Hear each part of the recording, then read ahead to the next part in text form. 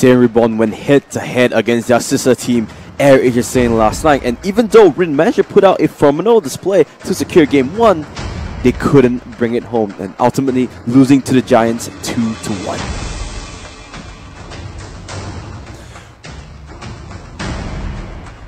Borneo Dragons FV finally win a series against We Own World with an epic comeback last week and gain a win of 2-1. Today, we witness the battle between SAIYAN Reborn and Borneo Dragons FV to see which is the better new kids on the block. The struggles for We Own World continue as they lost both their games last week against EVOS Singapore as well as Borneo Dragons FV. They tried adapting to different playstyles but still can't really find their feet in MPL just yet. AIRASIA fought hard against their sister team, SAIYAN Reborn, last night. With Fredo sitting out of the first game, SAIYAN Reborn managed to claim Game 1. However, when the Boss King Fredo returns, AIRASIA seem to outplay their opponents and claim a 2-1 victory. Will the King of Pirates steal a victory, or will AIRASIA continue with their winning ways? Hello everybody, welcome to MPL Season 2. That's a bit loud, right? That was really loud, oh my gosh. Let me redo that. Hey everybody, welcome to MPL Season 2, Week 3, Day 2. My name is Matthew Chan. Matthew Chan, that's right. One more time guys, Matthew Chan. His name is Fatal 5-Way. There you go, wait one more time. Matthew Chan, that's the right one. Oh yeah. Fatal 5-Way.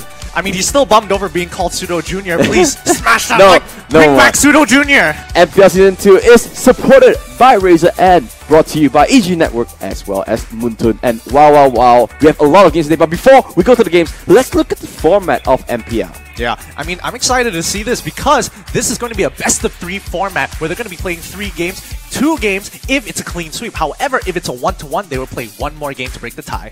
And yep, if they go 2-0, Team A will get 3 points. But if they split the difference, they will only gain 2 points. And even you lose, even 1 win will get you a point. Now, basically, the whole of MPL is a 10-team leagues, format, right? Ooh. And at the end of the day, the top 8 teams will go to the playoffs, and the bottom 2 will be eliminated. So make sure at least get to top 8. That's the important thing, right? I mean, it's super important to get to the top 8 because do you know how much money they're Tell going to be Tell winning? me how much money. Show me the bling. I mean, it's a subsidiary of 300, but every single game they win, it's 200 more per point that they actually earn to the game. Yeah. So it's potential 400 more, but this is going to be 18,000 in this next 6 weeks with 27K, and that's not even the final number. What? There is more, guys. If you are one of the top 8 teams, if you go to the playoffs, you are playing for $50,000 US, and if you're first place, you get half of that. Not too bad, for playing Mobile Legends, right? Not too bad, not too bad. And obviously, 2nd, 3rd, 4th, and 5th, still not too shabby. You have 12,000, 5,000. Even if you're 7 and 8, you get 1,000 in your pocket. But that's not all. You get even more because we have special awards. Special awards like MVP, King of KDA, and the All-Star Match winners. And this is important here because this is earning on top of that 50K. That's a lot of money going into these players for being outstanding in their own role. But not to mention, that again, this isn't the final number. Obviously, sum it up everything, you have 100,000 US dollars. And also 500, 6 figures coming out. This is why MPL Season 2 is back. All the players, they're playing much harder, training much more because they want a chunk of... They want a piece of the pie, right? They want a huge piece of the pie. And man, every time when I see that number, I kind of rethink myself. It's like, what are you doing? Maybe my life decisions aren't that good. Maybe I should change to a players. Talking about players, let's look at today's match really quickly. We have 2 games. Yesterday, we saw SAIYAN Reborn going up against the sisters main AIRASIA, but now they're having a little bit of a family confrontation. They're gonna split up a little bit. First game of the day will be SAIYAN Reborn going up against Borneo Dragon FV, who, miracle, last week just pull off a miracle of the Hayabusa. Let's see if they can repeat that. But the highlight game of the day, it's We Own World against AIRASIA. I mean, it's going to be a very interesting game. SAIYAN Reborn against Borneo Dragons is one of those undercard games that you need to know who is better and whether Borneo Dragons can really pull out a win out of nowhere again, or whether We Own World is able to take down AIRASIA. Yeah, we saw AIRASIA, they managed to come through. With that being said, let's look at the league standings really quickly to see what's happening with everywhere. Top of the standings, as comfortable as you want. 9 points is AIRASIA. And to be fair, EVOS Singapore, after losing that 2 games, they have solidified themselves. They started to find their rhythm, and now they're 9 points. Same standings as you're saying. If you look at the bottom side, BORNEO Dragons, they only played 2 games. The only team in the league who played 2 games.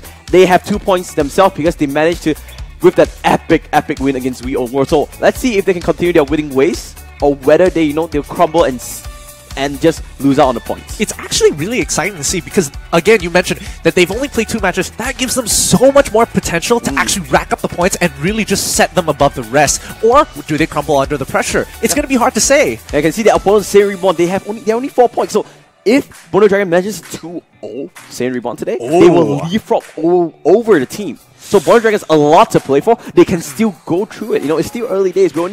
Actually, we're in week 3. We're halfway there. We're halfway there. This is a really quickly. Just like that. Snap the fingers. We're halfway through. Playoffs is in less than a month. You know what? Talking about today's game, let's look at what SAIYAN REBORN has to say and what fun games for us has in store for them.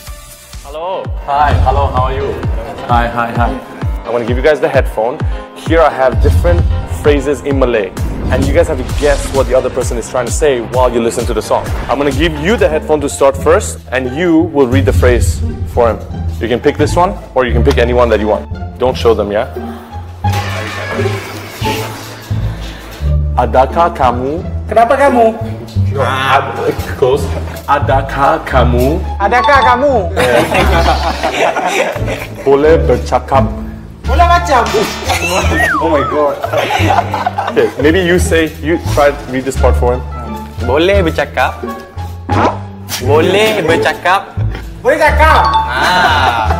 Dalam. Cakap. Dalam. Yes. Selain. Selain.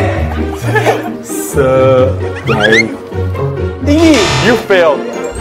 Now it's your turn. Put on the headphones, so you choose one. Lancelot. Lancelot. Saya saja. Okay. Give him one more try. Okay, one more try. Lancelot. Lancelot. Macam. Saya. Saya. Clear. Oh my god. Never mind. It's alright. You failed me. Yeah, okay. Alright, your turn. Kita. Ya. Mesti. Mesti. Pergi. Mesti. Pergi. Mesti. Pagi. Oh my Mesti. god. Let me try. Maybe you can get it. Mesti. Mesti. Yes. Menangkan. Belajar. Menangkan. Berjalan. Oh my god, you said that once already. No, you're out. Bang. Martis. Two more tries. Bang. Oh my god, not M. Bang. Pak. Apa tu? Bang. Oh my god. This one? This is so easy. Easy. Terima kasih. Terima kasih. Yes. Banyak. Banyak. Oh man, I tried to make it hard. Are you ready? Okay. Argus. Hangus. Bagus. Agu. Chunta. Suka. Main. Malam. Mali. Wrong. Ten habis. Out. Come on, man. We have the punishments down here, okay? So we have 3 glasses. Each of them have different ingredients inside of them. All of them are disgusting, by the way. I made sure it's disgusting because I didn't know I'm gonna play with you guys and lose. So they told me that you guys can actually choose who you want to give it to, and we have to finish. This is for you. Oh my god! Smell it, dude. Cheers. Yeah, cheers. Drink. All right. Go. Wow. Oh look. You know what that is? That's sarsi and lime. Ini kopi. Coffee and salt. Habiskan.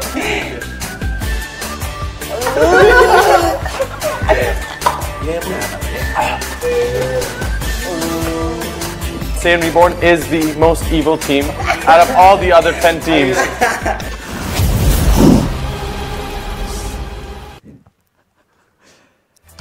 Oh, for us, I salute you, Vegemite Water. That is next level. That was a really fun start, everyone. You have Rin, Evil X, Silo, Jin, Long, as well as last hit, and oh my god. Me kind of choked up. Like, oh my god. Vegemite, water, coffee, and salt. How? Oh my goodness. I can't. Oh, I need to. You know what? Let's go on the show.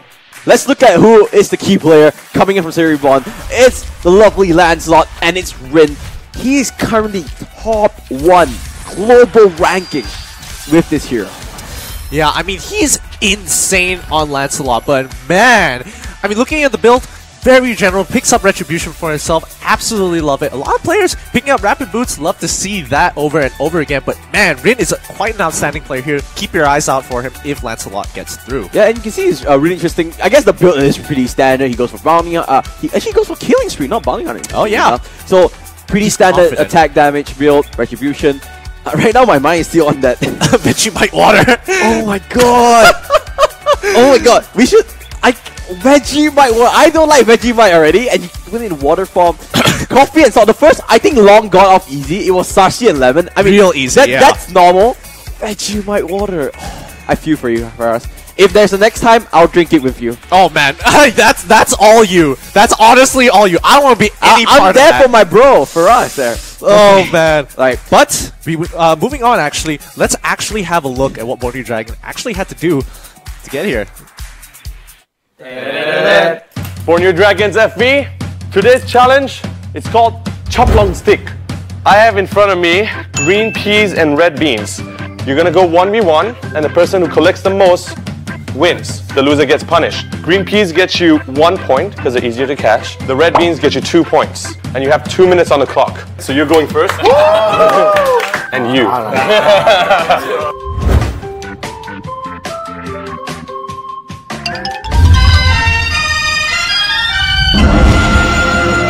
One, 2, 3, go! Okay, alright. Okay, come on, catch it, bro. Come on, do it. Come on, you can do it Kung Fu Panda style. You can hit each other's chopsticks. Come on! Don't let the BORNEO Dragons down, man. 1 minute down, 1 minute to go. 7, 6, 5, 4, 3, 2, 1. And stop. Okay, I'm gonna count now. 1, 2, 3, 31, 33, 35. 35 points. 1, 2, 3, 4, 5, 29, 30, 31, 32, 33, 34, and 35. You lose. And he has a lot more. 1, 2, 3, go! Okay, come on. Fight with your chopsticks, man. Come on. Yes, throw his chopsticks away. Yeah, that's what I'm talking about. Yeah. But what are you putting there? There's nothing. 15 seconds. You guys are doing worse than the first round. And done. No more. 19, 20, 22, 24, 26, 26. 1, 2, 3. 15, 16, 17, 18, and a lot more 2 points. So you win. 3, 2, 1. Take your chopsticks off my face. Don't touch my chopsticks. You have 2. Oh, he's got 2? Okay, alright. I'm gonna focus on Okay, I shouldn't have fought him early. What is this? If you look at that.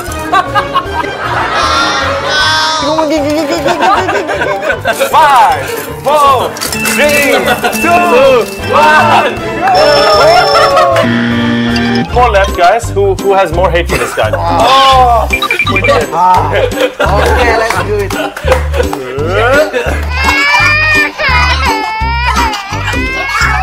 One, 2, 3.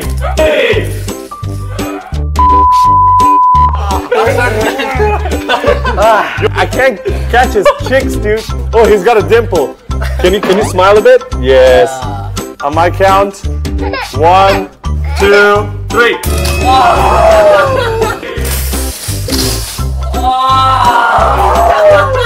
I hate BORNEO Borneo Dragons FD.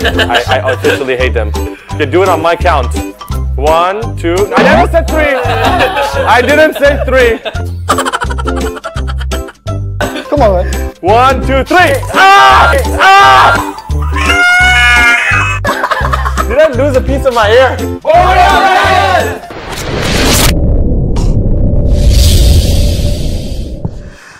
Oh man, and here's your lineup for Borneo Dragons. Gatil, K, 80s, and Miracles all lose. I can't believe he took that. God. He took that like a champ. You know what? Oh my goodness. More respect for you. But, oh my god, ECG is murdering these players! What are you doing, guys? Oh man. Oh my god. Gosh, that looks so painful. But let's look go. at the key player. It's going to have to be Miracle on Hayabusa. Now you got to keep an eye for this guy because he's going to be stealing games away from you if you are not careful. He literally stole game 2 away from Real World. It looked to be like a clean sweep coming up from Real World, but he himself, with that split push, managed to grab 2 towers for himself and just end the Nexus all by his lonesome. What a play. He saw the opportunity, he foreshadowed, he bought the Malefic Roar, his final item, went for the kill, went for the game, and won them that game. Absolutely, and not to mention, he can actually take quite a few hits from those Clippers because that looked like it really hurt. God. Oh man. You know, the camera wasn't on us, but both of us were like touching our faces because like, it looks so bad. Oh my god. It looks bad. It looks really bad. We want to put a note there, EGG. PSA. We will never participate in any activities like that.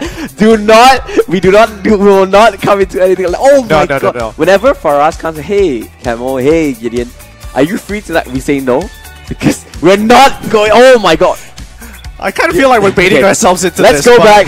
Let's see what both teams have to say to each other ahead of this game.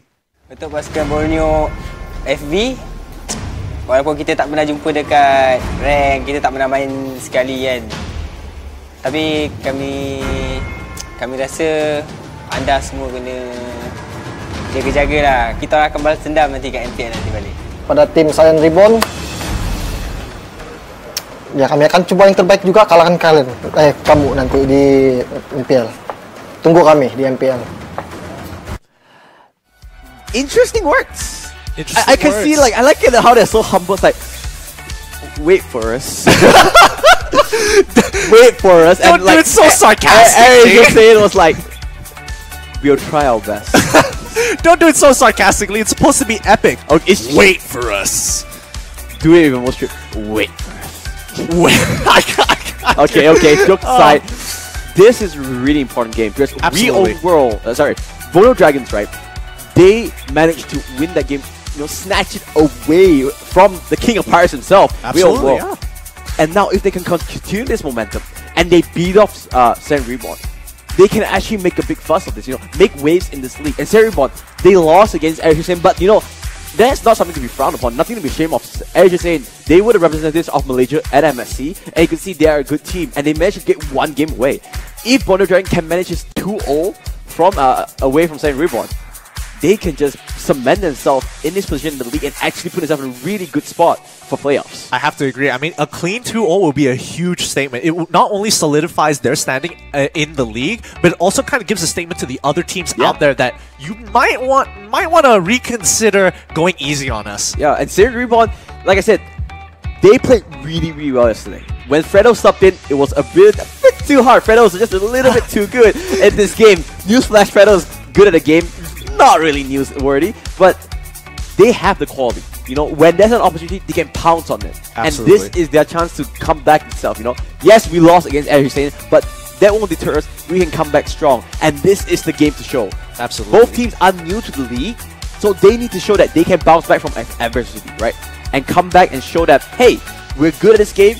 We are an opponent to be feared on, and we can produce results. And the beauty of the league itself, of teams having to fight to actually get into the top 8, gives them time to really adapt to what everybody else is playing, really start solidifying their play styles, setting themselves apart, and really showing the rest of these teams that, hey, we stand as much of a chance as you do.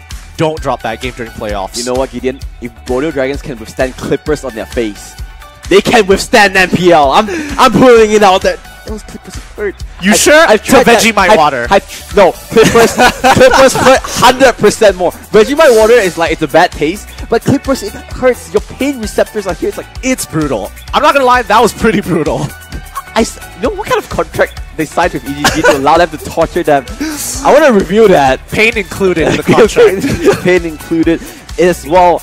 And we're just starting the game really, really shortly. We'll start in a little bit more. You want to say something? I really want to talk about specifically Miracle pulling off the Hayabusa here, because I don't think he's going to get to play Hayabusa this time round. Yeah, that's true. And we saw a bit of changes. There was actually a patch, I think, a couple of days back. Yeah? Not the biggest patch in the world, but it's still a little bit changes here and there. What's the most, what's the biggest thing you think that's changed in this patch that will affect competitive play? Well, I definitely think some of especially when it comes to items itself, it kind of solidifies why marksmen aren't really able to really come into meta. But so far, we actually have seen Claude, and he happens to be the exception here. Yeah. So one thing I want to bring up really quickly. So I've been talking to Sol from EVOS Esports Singapore. Really nice guy. I think he's one of the nicest guys in the league so far. I've been talking to Kim Oni, so I have a pretty small sample size. But he told me that specifically Claude is one of the better heroes. I think everyone knows this. Because of his ultimate, right? You hit multiple targets with Blazing Duet, and you give yourself a shield too. Really, really strong marksman. And he said it might be the only marksman that's worth picking at the moment. And you can see, in yesterday's game, when Claude wasn't banned, they first picked it away. So you can see the priority that they're giving Claude in this meta. And I want to see today whether Claude will be picked in today's game. Well, I mean, I'm guessing it's going to be the same as yesterday. It's going to be banned out in the next couple of games. I don't think teams are ready to handle it just yet. They've never had enough time to really mess around with it enough in a competitive sense, in a competitive environment. And I think that's really important because teams need to adapt and need time to figure out what can he do, how the extent of his capabilities to really start stealing games away. Not to mention that a lot of these teams are focused very much on these dual synergies, having a lot of these AoEs, insane constant DPSs that marksmen are known for, and Claude just says, nah. That's true, and because of his mobility, right? Battle Mirror Image is insane. You can dash crazy. forward, you can come back to original position.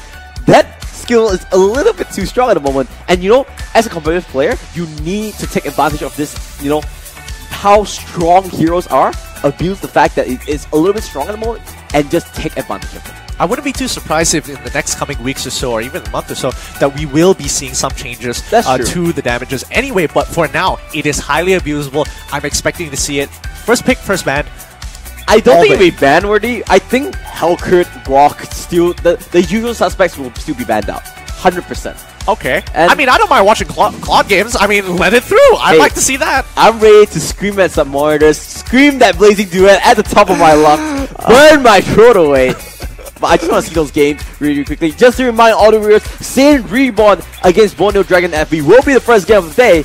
And that's the best of 3 itself. And later on today, we'll have AirAsia SAIYAN, the sister team of SAIYAN Reborn, going up against We Own World. Yeah, and that second game is going to be interesting too. But a little bit more on SAIYAN Reborn. What is their standing in comparison to AirAsia SAIYAN? Do you think they are just a little bit below or really far down below though? I think AirAsia SAIYAN is still a step above of all the other Malaysian teams at the moment because of their experience. They are a full-time team. You know what? Enough about that. Let's go to the drop. Week 3, Day 2, Game 1, 3, 2, 1. The countdown to the drop. SAIYAN Reborn. Oh, that's a little bit of graphical error, but SAIYAN Reborn will be on the blue side and Borneo Dragons will be on the red side. This is going to be exciting to see because this kind of, especially after the patch here, it kind of gives us a good idea of what teams have reprioritized and really want to focus on. Like we've seen in the past, after the rework of Minotaur, actually, it became such a prominent figure here at the MPL.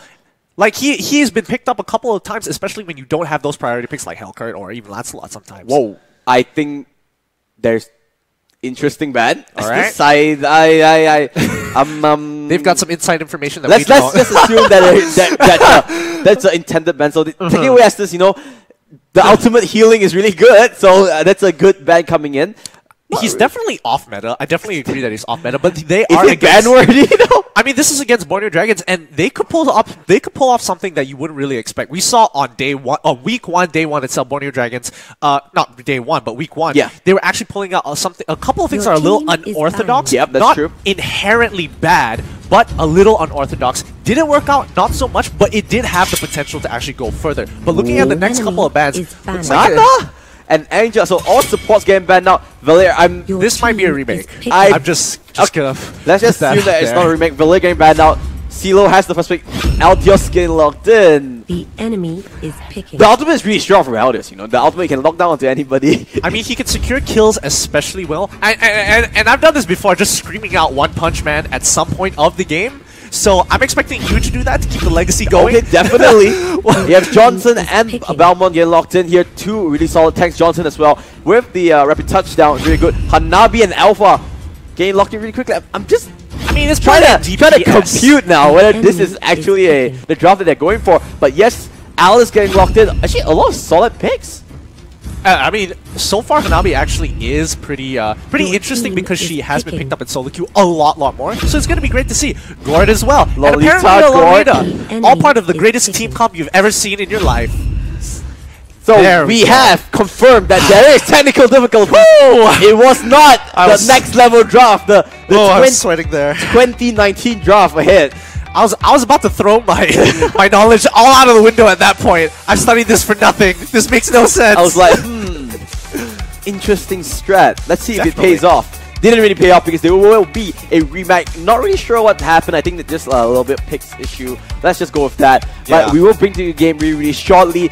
No worries there. But what do you expect from these two teams?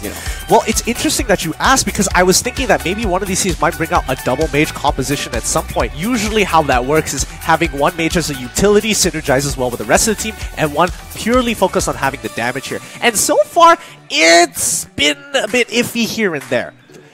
Are you okay? Do you want to bet what's going to ban out? Do you think it's going to be Grok? It's going to be anything like that? Put some wager on the table, make this interesting. Put some wager? Alright, I'm expecting Grok to not go through. Not go through. Grok not to go through, okay. And I'm expecting Selena to go through. Selena go through Grok. Game one though! I think Selena, let's talk about that a little bit, right? Selena actually got changed a little bit by the developers. So it used to be a 4.5 second stun, but true level 1 if you hit it max range. Right? And now they got kind of nerfed. Now at most you can have a 3-second stun. But the fact is that if the stun is more than 1 second, Selena gets a little bit of a movement speed buff, so they kind of compensate in that way. Absolutely. I honestly think in terms of how they changed it up a little bit, 4.5 seconds, really long amount of time. Yeah. 3 seconds at max range is still pretty brutal if you can hit it at max range, and I think it almost ensures a death if your team, especially in a competitive environment, they're looking for those picks. They usually are grouped up with Selena to get those picks out really fast. Yeah. So I'm expecting Selena.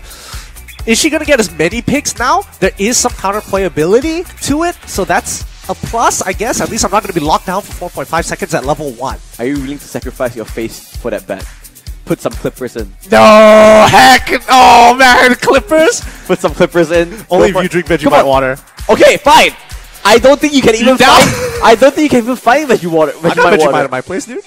I can see his eyes just reconsidering. Do I really want to do this? Is this a good idea? So wait, let's talk a little bit more about the other two picks. What's going to go through? The big question. I think Hellcat will still be bad. The thing is that Hellcat was not touched, and throughout all these patches, right, there's kind of 3 things you want to see. Whether number 1, the hero get buffs. Number 2, whether that hero gets nerfed. Or number 3, what is strong against hero gets nerfed or buffed. Hellcat is still really good, a really good utility. Dark Knight Falls, you can just shut off the lights, and the silence is still super strong. I have to agree with you. There really is no argument that why Hellcat is just so effective, especially in competitive play. Once he gets a snowball, he pretty much goes unstoppable if they are in the position to make proactive plays. But the big question is, Claude. Is he going to go through? Is he going to get banned? I think he's going to get banned. I personally think, and I'm going to call this, blue side is in a position where they kind of have to get rid of Claude. And hear me out. Claude, laning phase, not the greatest. But we've seen many such heroes having the same kind of issue. Very weak in the laning phase, waiting to get to the mid game, like things like Alice as well. Very weak laning phase. But paired up with the Minotaur and red side, he immediately becomes 10 times as strong. I mean, to be honest, Claude's laning phase isn't that bad because you have Out of Delivery. The AoE is so huge that you can do so much damage. Absolutely. So I think he's still a ban-worthy hero at the moment, at least, because people are still trying to figure him out, right? And you don't want to play against unknowns. And in this kind of competitive setting, like you said, every win matters. Yeah. So you kind of need to eliminate, deduct all the things that you're not sure of, put it in and see, hey, play against things that we're comfortable with, and just by sheer quality, we can beat you out. So I think that's why I think Claude will be banned. He's still really strong. The ultimate Blazing Duet, you just want to take it off. Yeah, absolutely. I have to agree with you over there. But this coming game, I'd like to see how Borneo Dragons have actually adapted to the meta, because we've seen it in the past games. They haven't really stuck entirely to the meta. They're not meta slaves at all. They're really trying to innovate it sometimes, where you put a big question mark over it. It's not deniably bad, but it has inherent benefits to actually playing it out. Yeah. And I'm really rooting for Borneo Dragons here, especially from our cousins from the East here. Definitely want to see them maybe go for an upset. I mean, 2-1 is 2-1 is possible. 2-0 is that's a bit huge, too big, because Borneo Dragons, they have this really nice story. They admit themselves they're not the most mechanical talented players, but how they win, just through sheer teamwork, through synergy. They trust each other. That's the story they're going on. That's the thing that they're banking on, that they can take over SAIYAN Reborns, right? SAIYAN Reborns, they're well known for taking over. They're from Team SAIYAN, the family, the community itself. They're really good players, and they want to transfer it into MPL Season 2. Absolutely, and I think it kind of gives it kind of puts a lot of unnecessary pressure, especially for these two teams. One team, the only team coming in from the from the East, and also SAIYAN Reborn, who's part of the same family, and you're kind of under the shadow of AirAsia SAIYAN, and it kind of puts so much pressure on their backs to really perform well in the MPL. You know what? Enough talk. Let's try this again. Take 2 off the drop. It is week 3, day 2, game 1. There goes the 3-2-1, and Hayabusa gets banned out immediately. And it looks like, wow, Borneo Dragons are the one. Oh man, I should have taken that ban. Selena got banned. You need to put clippers now, right? Boy. Alright, we'll talk about this a little bit later. But it's production, interesting that find clippers. don't do this to me. Find clippers, thank you. Borneo Dragons actually decided to ban out Hayabusa for themselves, which is interesting because they do get first pick. Does that mean Hayabusa is not first pick worthy? I think they want to put Cloud. They want the first pick Cloud, because like I said, Cloud is such a strong hero at the moment that you just can't pass up. And when you're blue side, that is the main thing. And now, look, SAIYAN Reborn, they have to ban either Grok or Cloud. And I think they have to ban Grok instead. And yep, very sad bans, like we predicted. Hayabusa, Hellcrit, Selena, Grok. Come on, prove me right. K, lock in that Claude. Show that power of marksman. The power of friendship. No, that's not Claude. Yeah, okay. Alright, so apparently, well, Bane is interesting to say the least, because there are other picks. They've got Lancelot on the table. Gushin's also on the table. Even if they did pick Claude, I was expecting something a little bit more of the priority on the meta list. Immediately, Claude and Chow. Actually, both of them look quite similar. Your team brothers is picking. Lost brothers. That's a big statement. Okay, Lost brothers. Let's talk about Cho a little bit. He got buffed a lot because his Jikundo, his range got increased by 20%. That means he can reach so much further. Well, and you forgot to mention 20% each phase. So in total, maximum of 60%. That's a maximum of 60%. But each phase of Jukundo has different ranges as well. So innately, you've got a lot more distance to cover. I am loving this team composition coming in from SAIYAN Reborn. They've got Claude, they've got Gushian, and they've also got Minotaur as well. Eudora! Give it to me! Oh my god. Fun fact, they're gonna lock in carry as well. Yes, they are. Let's break this down before we go through anything. Eudora, magic damage, they have a really solid comp, but the main problem is they don't really have a tank. Right? You have that Kaya, but Kaya is a bit squishy. You kind of want to be the front line, use that divide judgment early. And with this team combination, they want to drag it to the late game. Meanwhile, if you look on the other side, SAIYAN Reborn picking up that Fanny last pick. What do you think about that? I definitely think that they want to abuse how weak some of these heroes are in lane. I mean, what's carry really going to do if you don't have Kaya just constantly on your back to keep you protected? And even then, it's still a big risk because there's no real way to actually deal with Fanny with the steel cables. I'm still can't really think of how this team combos will work as we do low into the game. I do prefer teams SAIYAN Reborn's draft. What do you think? I have to agree here, mainly because Borneo Dragons' team composition has an extremely weak early game. Like, what can you do if they invade you level 2? You really can't fight back unless you have all 5 of your members. And even if it's a 3v3 situation, it's most likely going to go into SAIYAN Reborn because of the champions, the heroes that they actually selected. Fanny is crazy strong at level 2.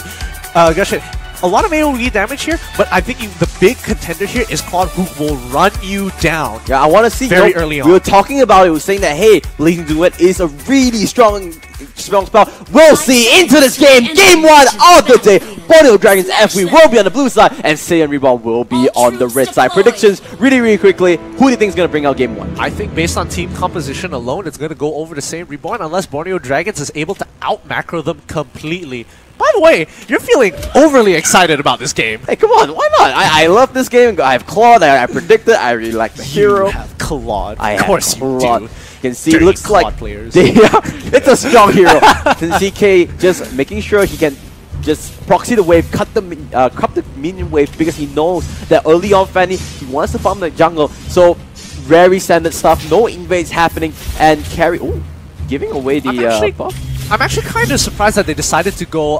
They actually decided to proxy the wave, and then after that, let carry farm the jungle. Well, instead, they could have both gone and try and proxy the wave, then clear the jungle afterwards. But I guess just to maintain minion timing. But they've shared the EXP quite evenly in comparison to SAIYAN REBORN, who've really invested quite a bit into Fanny. Ooh, here we go. That is just the strength of Fanny, right? When you get those 2 cables out, you do a lot. Meanwhile, Gato is in his top side. ADZ is here to Odora. Will he use his electric arrow? It is there. The stun does connect, but it looks like they're not going for it. They just want to contest onto this, this crab. It just brings so much gold, 150 gold in total, so they don't want to lose his true. Same thing as SAIYAN. Oh, looks like the retribution does come down, and they're just going to reset onto this river crab. I mean, this river crab is going to be highly contested because some of these people might be able to hit level 4, especially Gato, who's very close to it. His Evo does come into it, and looks like they are just going to back off. Saiyajin does hit level 4, does have the reset unlock. Rapid Boots, ADZ. Looks like they want to play Eudora a little bit more support-ish,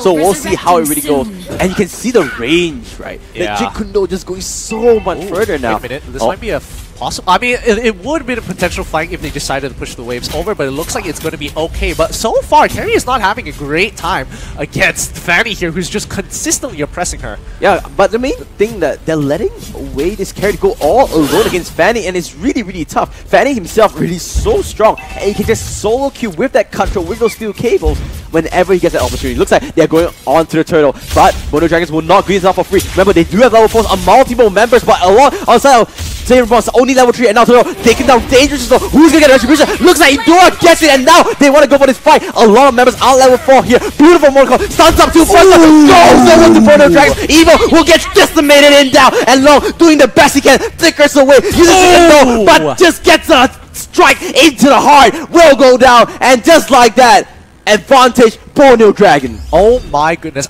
We need to see the KDA of all those. Was he able to pick up all 3 of those kills? No, he got 2 of those kills. Kanja was able to get 1 of them, but man, that was a really well-timed ultimate. It was perfectly calculated to execute them at the very end there. Had he not gotten the execute, it would have turned this fight 360 around and they would have been wiped. The main problem of that fight is that they engaged the turtle without hitting level 4. You saw so many important members, right? Evo, level 3, and at the time I think Long, he's still level 3. He doesn't have that key ultimate abilities. Those are abilities that help you win team fights. And unfortunately, they engaged in a really bad time, and now BORNEO Dragons have this advantage. Wow, this is actually pretty interesting. Based off the items just now, you can see that most people have taken Rapid Boots except for Claude, who decided to go for Swift Boots, and that's going to be interesting here because he won't be able to rotate as fast. He still has some mobility, but I don't think he really wants to send out the clone. Yeah, you don't really send out the clone, and you're already mobile enough with Battle Mirror Image. But the thing is that it's more concerned, Carrie getting not solo kill, but getting a pickup, that is huge. Remember, they have a team with the marksman of Carrie. Obviously, Claude is a marksman as well, but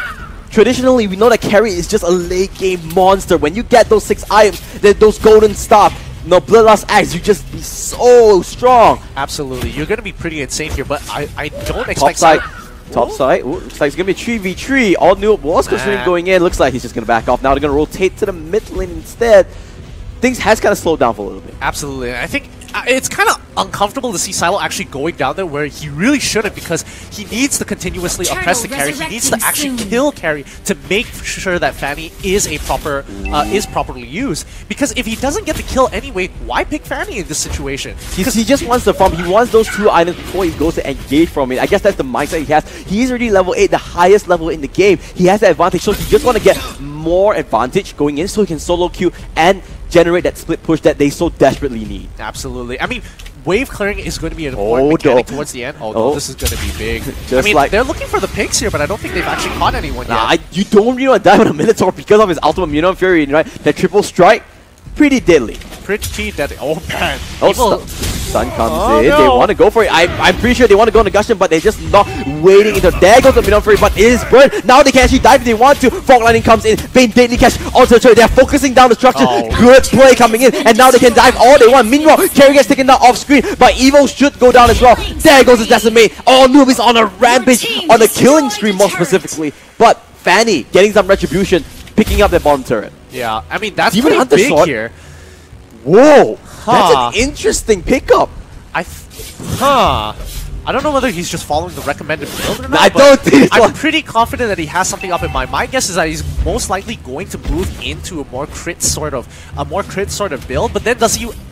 I would see that most people want to actually proc the passive of Carry by forcing out the Golden Staff very early on. But this is going to be interesting. I like to see how his build finishes off. But let's look at everybody else's build. So far, everybody is hitting their first item power spike. Martis, he's already got the Endless Battle. That's going to be huge for him. Oh my god, BORNEO Dragon's actually finding himself in a really good position. Noob playing phenomenally so far on this Martis. Have to see whether they can respond and how are they going to go. Remember, they have a lot of single targets. But if you look at the team fight wise, Saint Reborn, they have a better team option because they have a lot of AoE. Meanwhile, there goes the flicker into the Divine Charger. SAIYAN region. Say goodbye. Meowth Fury coming a little bit too late. There is just no follow-up and no damage. Easy pickings coming on BORNEO Dragon's FV. Really good call there. They saw the opportunity. Kaya went in. Divine Judgment immediately has the support from the team to actually dash towards the loop her all the way in. Really well played. Martis playing with fire here. He knows that Fanny is that K. Pops the Ring of Order, trying to find some people. Looks like I like that. He's just like, bam, it's gone from the hand of God. Bam, gone. Where's that minion? Now you see it, now you don't. Now you don't. But Gato actually picking up Blade of Despair here is going to be pretty important because that's going to be a huge power spike for him. Expect him to be cleaning up most of these people from the side of Team Say Reborn. This is going to be big here. This might be the fight they're looking for. It doesn't actually catch Silo there. Oh, Silo, if they get stunned up, right, that will be a huge thing. I think he actually got the steal off. Wow, Silo Retribution. On point. Oh no, Miracle actually got it instead. Now Jikundo goes on the K. He does have the adjustment available. Two-man Mortal Coil with that Astral Aura. Will not be able to catch onto anything, and they're just going to back off. Quick range check. 7 minutes in. 3,000. More like 2.3k gold lead on the side of BORNEO Dragon. Looking at the builds, it looks like both sides, both carries actually opting to go for a Demon. It's rather interesting. I would have definitely liked to see them try something else here. Maybe they've got something that we don't understand, but interesting build to say the least. They're following a very similar build. Yeah, they are going for Demon Hunter Sword. Maybe they're going to follow up with the Bloodlust Axe, looking at the itemization. So interesting to see. Let's see how this kind of game develops throughout. Meanwhile, I can see top side, BORNEO Dragons pushing the mid side, SAIYAN Reborn pushing the top side. They want to trade these turrets because they know they can take the turrets much faster. BORNEO Dragons get one turret up, and K getting caught up in between a SAIYAN Reborn sandwich. 4 members taking down K. You gotta be really, really careful here. Oh man, just look at the beauty of Fanny, who just goes through 3 people, clears the wave, and is still able to proxy the wave. They're going for the inhibitors, they're going for the inhibitors because no one is stopping, and now they're going to recall BORNEO Dragons, but is it a little bit too late? Fort Lightning is there, Electric Arrow will stun it out. Where is the Thunder Shot? Thunder Shot will stun. Evo forces the Flicker as well as the Despair Storm, and I think finally, he will be able to walk away. Noob does have the Astral Aura, but looks like he will not chase on to this Minotaur. Looks like Miracle finally got the Golden Staff that she always wanted, and this is going to be important because that's going to be a huge damage output coming in from Miracle. So keep an eye on him. He'll be proccing his passive multiple times during these fights,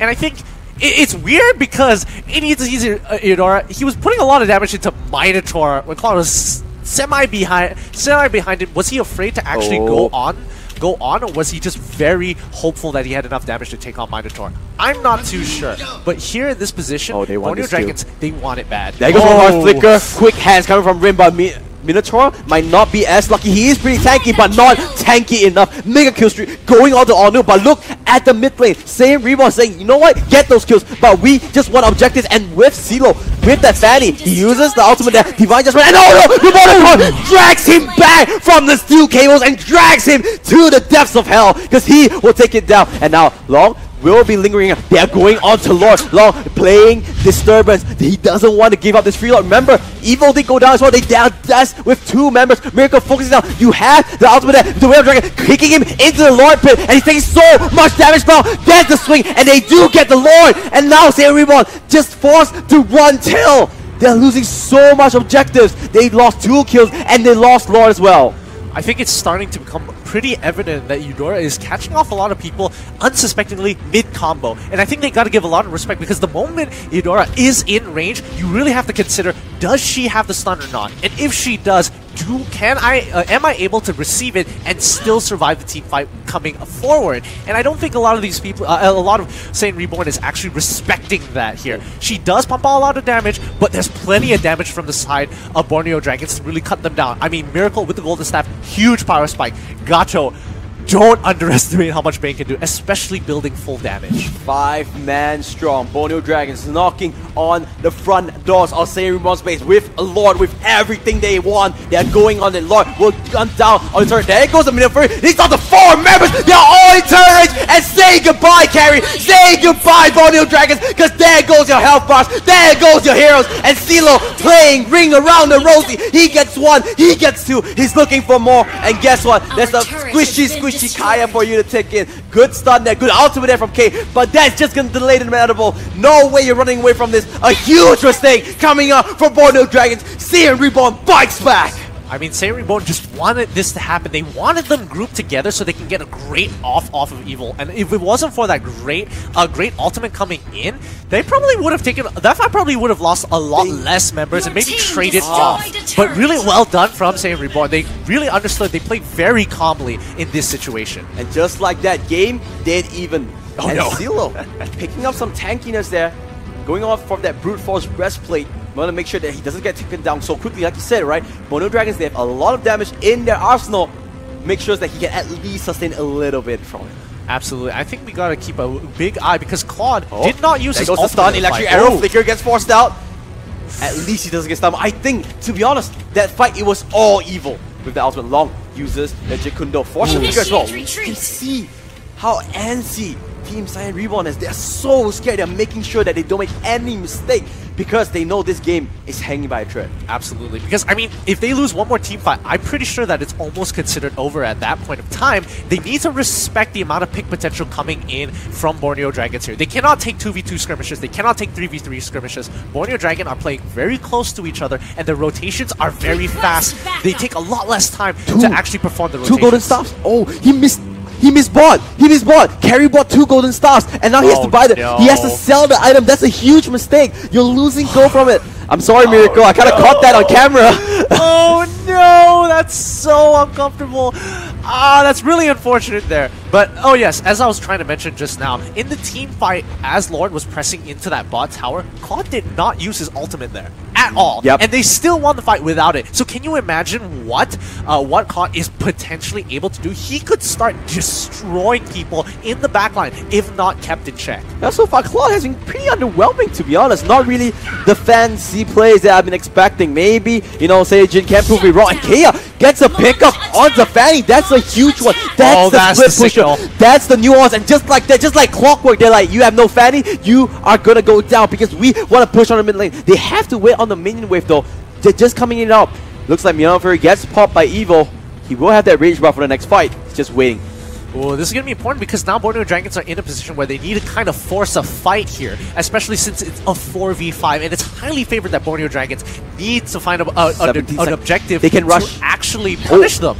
Wind of Nature gets purchased by Carry. So a lot of players have been telling me they buy Wind of Nature because they want to withstand against the assassins, right? Wind of Nature gives you 2 seconds of physical immunity, and that's how you help. So if a Fanny goes up against you, pop the Wind of Nature, he can't do any damage. Or if Claude has it, just pops his ult, walks in and pops it again. Yep. Ooh.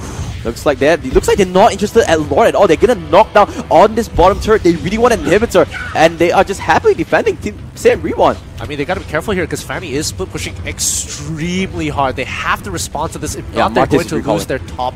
They're going to lose their top inhibitor, and that's not something they want, especially in Borneo Dragon's position where they want to keep the pressure up, but they don't want to lose an inhibitor where they have to worry about a lane constantly. That's true. CeeLo still going for it. A lot of major items. Wow. Alright, I mean, that's an item for Claude. This is really interesting. He is new, so I'm very open-minded to see how they're actually going to play this out. And I definitely want to see how this works. Okay, Silo sees him. He's out there. And actually, interesting, CeeLo has already 2 defensive items. He bought Athena's shield recently, and as well as the, you know, like we before mentioned, Brute Force breastplate. He's really playing very defensive. He doesn't want to go down. And Ono, 2-man Mortal Coil, but those are the tankiest members of the team. Not really what you want to go for. And just like that, Evil, Despair Stomp away. They know Fanny's top side, so they are going onto this Lord.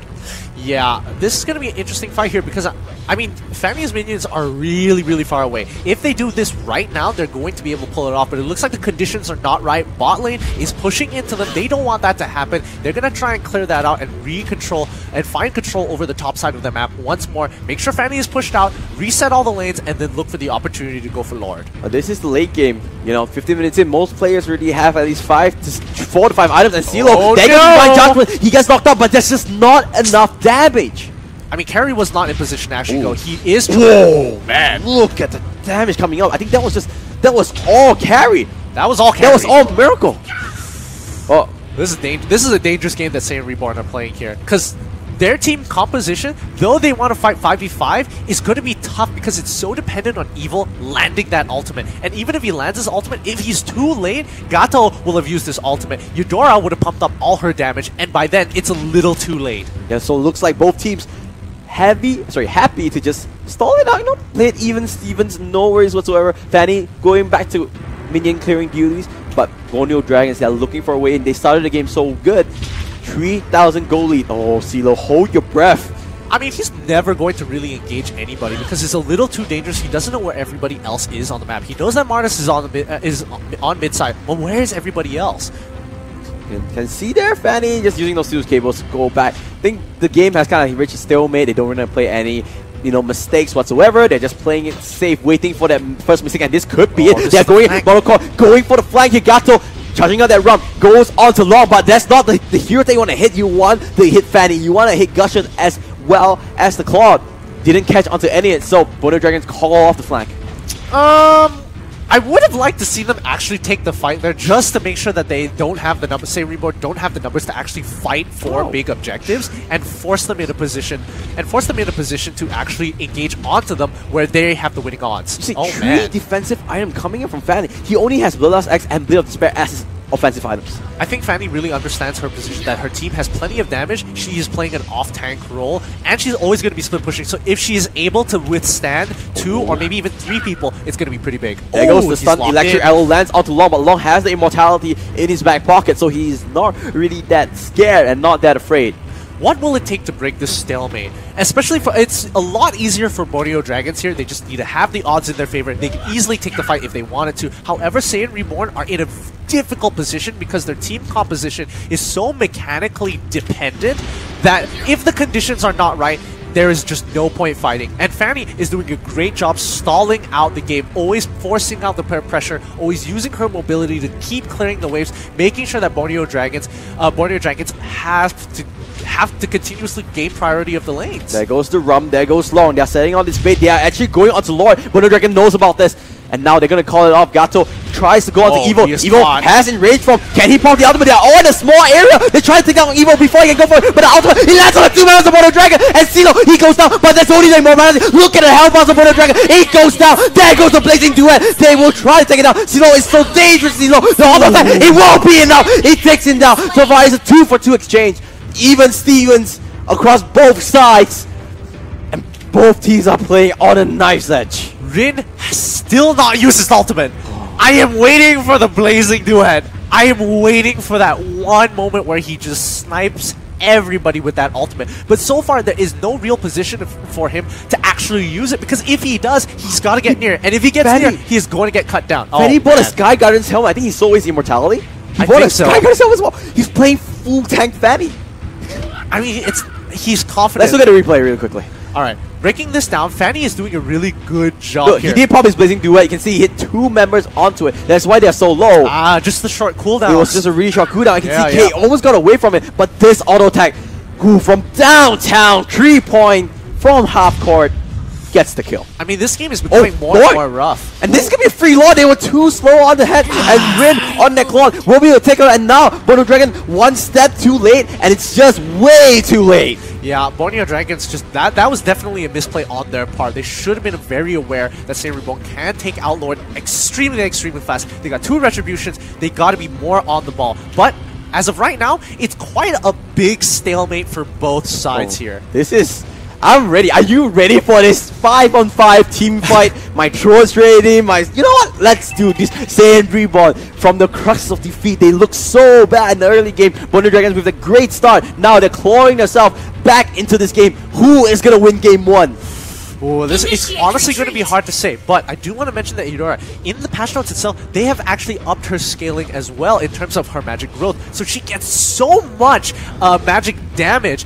Is this going to make a huge difference in these fights? We're just going to have to see, because she has a lot of damage in her kit. Ooh, goodbye, towers. Even though you have a lot of tanky items, you know what? Towers still fall pretty quickly. And now, look at this. SAIYAN REBORN pushing on 3 ends on every single cylinder that they have. Middle, top, bottom. And with Lord on the top side, they are going to try and bang on his inventory. Lord going into the base. He has the immortality. He can play as aggressive as he wants. There goes the mass mutant fury. There goes the kick in. And now Borneo Dragons, it is in the top spot. Eudora will take down the cow. But what else and why cost? The flickers come in. Rin playing so happily in the front line. And now there's an open base for SAIYAN REBORN to push in, but look at that Borneo Dragon, they're not down, double immortality, the Rob doing so much damage, and they're turning this around. Borneo Dragon says no, they're not falling down without a fight, and they're going for it. 3 members down, SAIYAN REBORN stays alive. What just happened? What just happened there?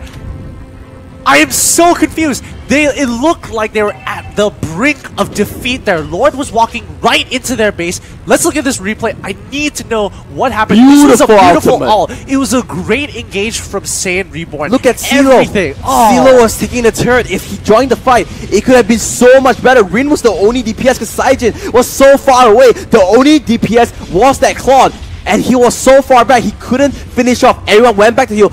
That was just a great run, catching on to 2. Got those 2 kills. And just like that, they stay alive. And now Borneo Dragons, they're pushing. They're going for it. Deadly Blade gets picked up by Rin. He wants that damage. Carry has immortality. He has all the items he wants. Remember, we are into the late game.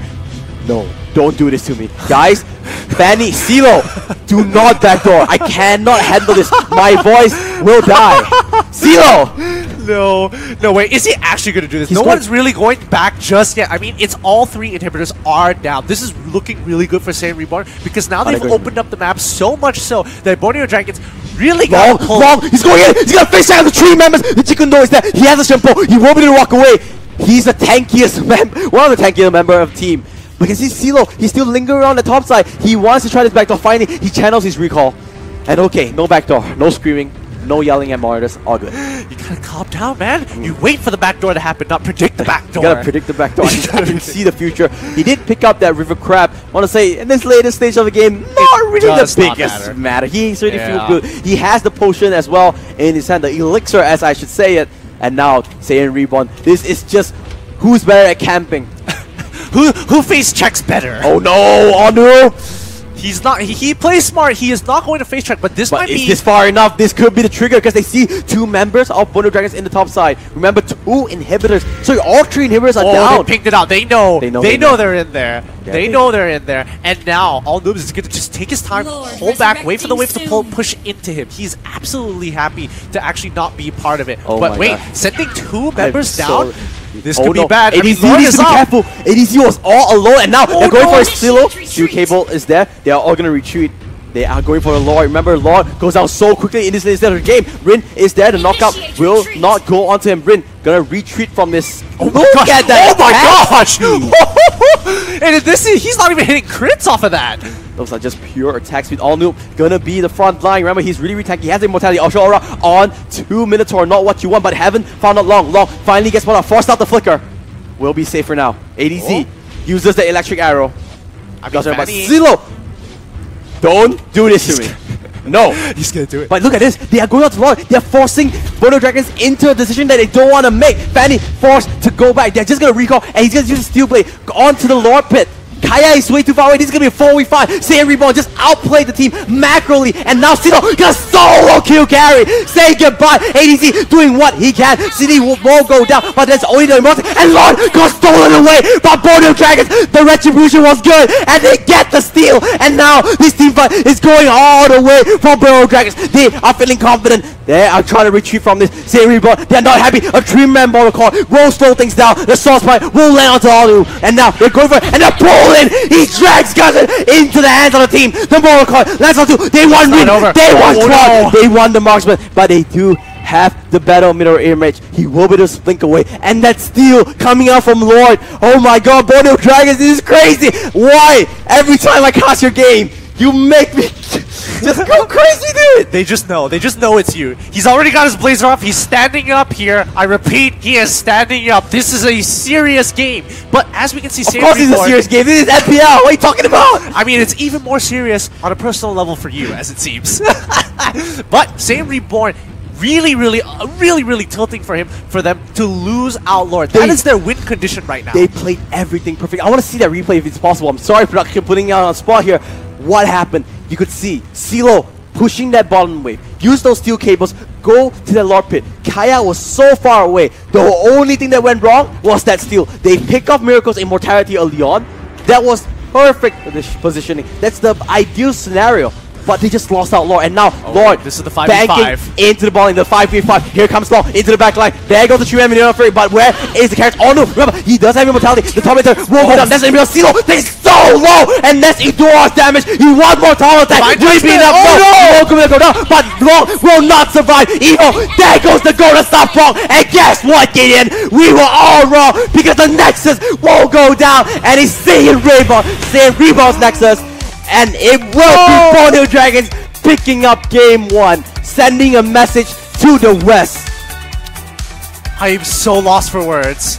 That was an absolutely heart-wrenching and beautiful game played by Borneo Dragons here. Silo, oh my god. Oh my goodness. Well done. Honestly, it was a very intense game all around here.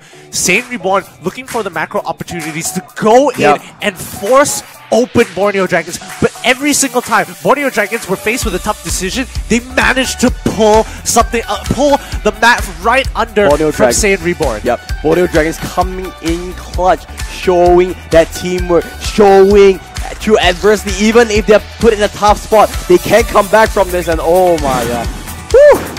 What a game! That's the first game of the day. Let's look at the highlights really quickly. I mean, this game has so far just been a really intense game overall. I mean, Team Saiyan Reborn, they made a couple of mistakes in the early game. This was beautiful. Yeah, it got punished. It got punished really hard during that turtle fight, but they slowly kept up the game. They slowly used Fanny as a mechanism to prolong the game and keep them consistently in. They were on the back foot for so long, and finally at the very end, where they were able to even out the scores, were looking for opportunities to open up Borneo Dragons. But every time they did, just a slight misplay, just a slight miscalculation, losing Lord, losing out to the catches at the end.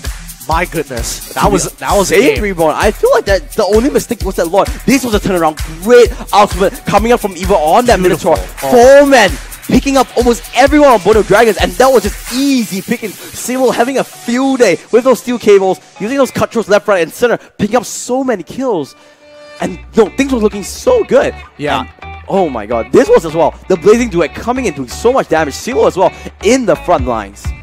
I mean, in terms of it's just really hard to say whether Saiyan Reborn could have played that better, because there are situations where they were going insane, especially Evil on Minotaur. His ultimates were always on point. And things were looking good, and this was it. You have 3 inhibitors down. Great ultimate, but look at the minimap, right? Silo taking that turret, they were clearly not in the same pace. They're like, do we fight? Do we run away? And suddenly they're just backing off because they didn't want to end the game. But just because of that, everyone on Borneo Dragons, they were diving way too deep. Saiyan Reborn didn't need to go so deep. They were taking up the Nexus and giving up unnecessary damage, and they just lost the fight. Absolutely. I think Silo, had he gone in earlier, immediately after the tower's down, just to clean up the low. But look at this. Gato, the rum, no, the crab called Clannon stole it. Oh my god. What? Gato, you know what? This is just ridiculous. That steal managed to turn the tide so much. Everything was going so well. They out-rotated. You can see Carry managed to survive everything, but because of that Lord steal and manages to just survive from all of this, they even take down Gushin. I mean, that was honestly extremely clutch at the end there. This is going to be the team-winning fight where literally nothing more can be said here, because now the main carries in the backline are just trying to continuously pump out their damage here. And once they are all on cooldowns, Gushin couldn't do any more than what he could in this situation where he's looking to get to the backline. Carry is out of there. Fanny tries her best, but she doesn't have the items. Carry just one by one cuts them down. Ooh, you can see, right? That is the strength of Carry. That's why he's still being picked amongst all the pros, and we're still seeing MPL, even though Carry, marksman may not be favorable anymore. But that's just game 1 of the first series. Of the first series. You know what? Let's take a calm. Let's just get chill, pill, relax. Whew, take a deep breath. We're going to a really short break. Just a reminder, MPL is brought to you by Moontoon as well as EGG Network. We'll see you in a bit.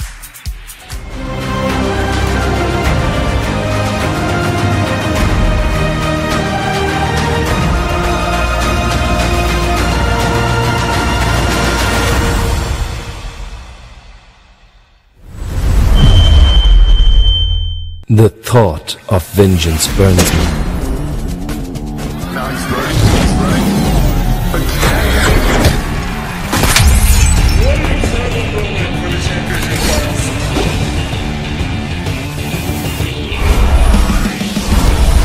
Death is quiet and pleasant. Death is quiet. You have slain unstoppable!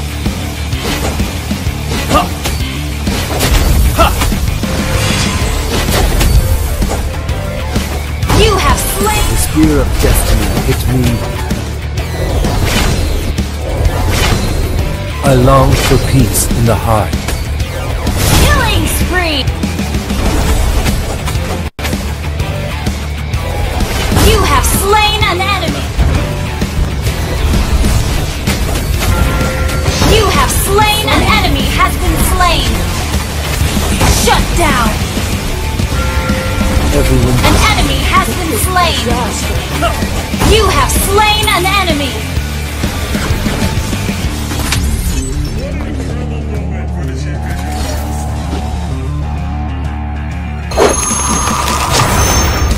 Download for free Mobile Legends Bang Bang. Hello everyone, welcome to another episode of Hero Spotlight, where we introduce the latest heroes of Mobile Legends. This week we are releasing the infamous Lord of Thieves, Cloud, and his simian sidekick, Dexter. As the Land of Dawn's King of Thieves, Cloud is a mischievous and sneaky fellow who can steal practically anything.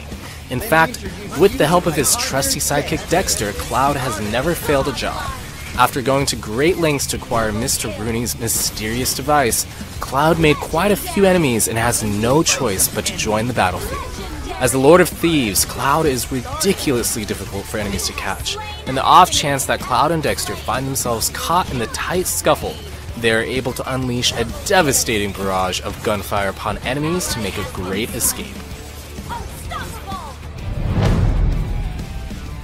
For his first skill, Cloud robs his enemies of movement and attack speed within a fan-shaped area, dealing physical damage in the process.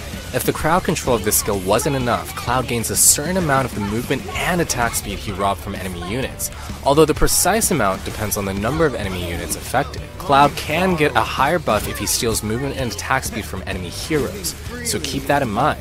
Using this skill, Cloud can ensure that he can move freely while hindering his enemies, thus creating a safer environment for him to eliminate enemies. As for his second skill, Cloud uses Mr. Rooney's device to summon a mirror image of Dexter, which auto-attacks enemy units. Activating the skill again allows Cloud to instantly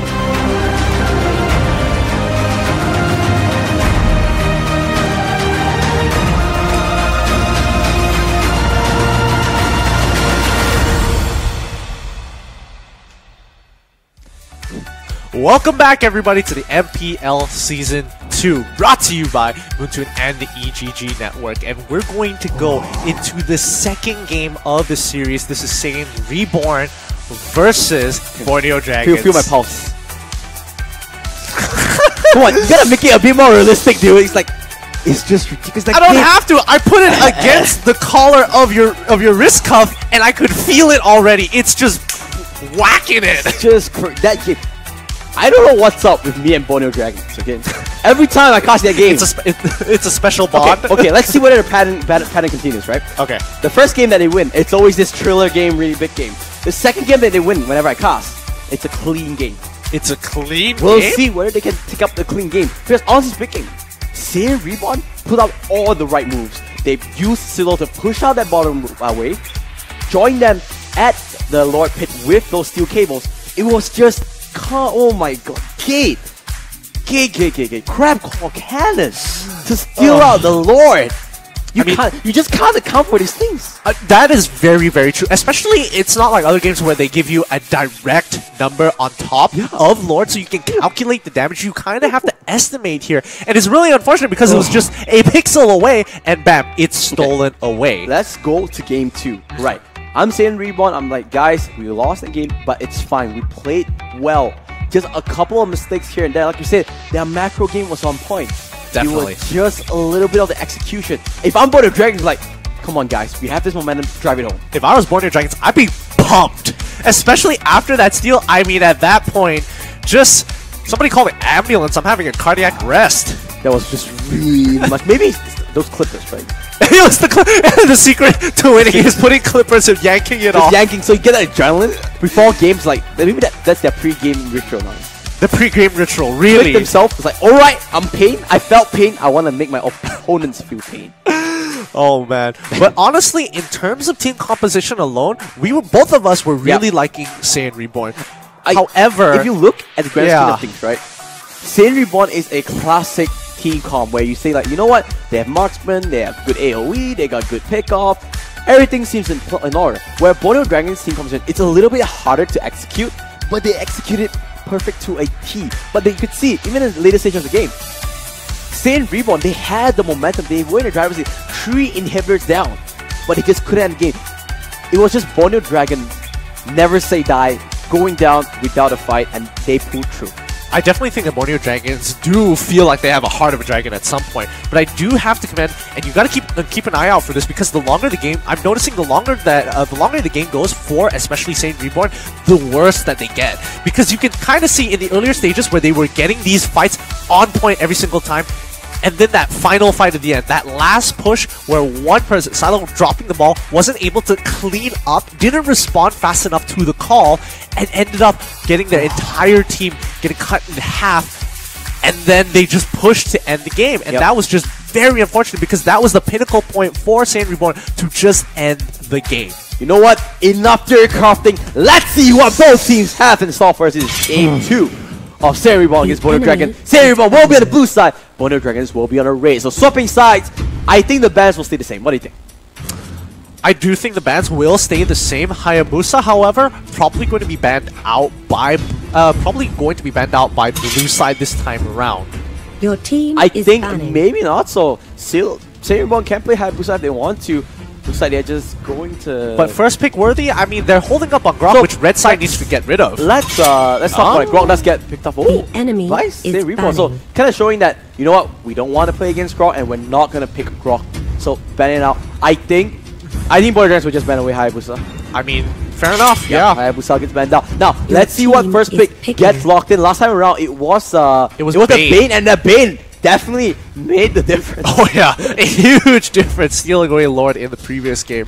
Man, I cannot get over that. But we're going to see what the priority for SAIYAN Reborn is going to be because they got quite a few options for themselves. And it looks like it's going to be the Cloud. They still prioritize the Cloud. The enemy is picking. I don't know whether that's a good move, right? Yes, we know. I mean, no-brainer from Borneo Dragons, right? Yeah, just follow the same draft. Follow the same draft. They want to pick the same things. Like I said, I talked to some pros, and they're saying, yes, Claude is really, really good.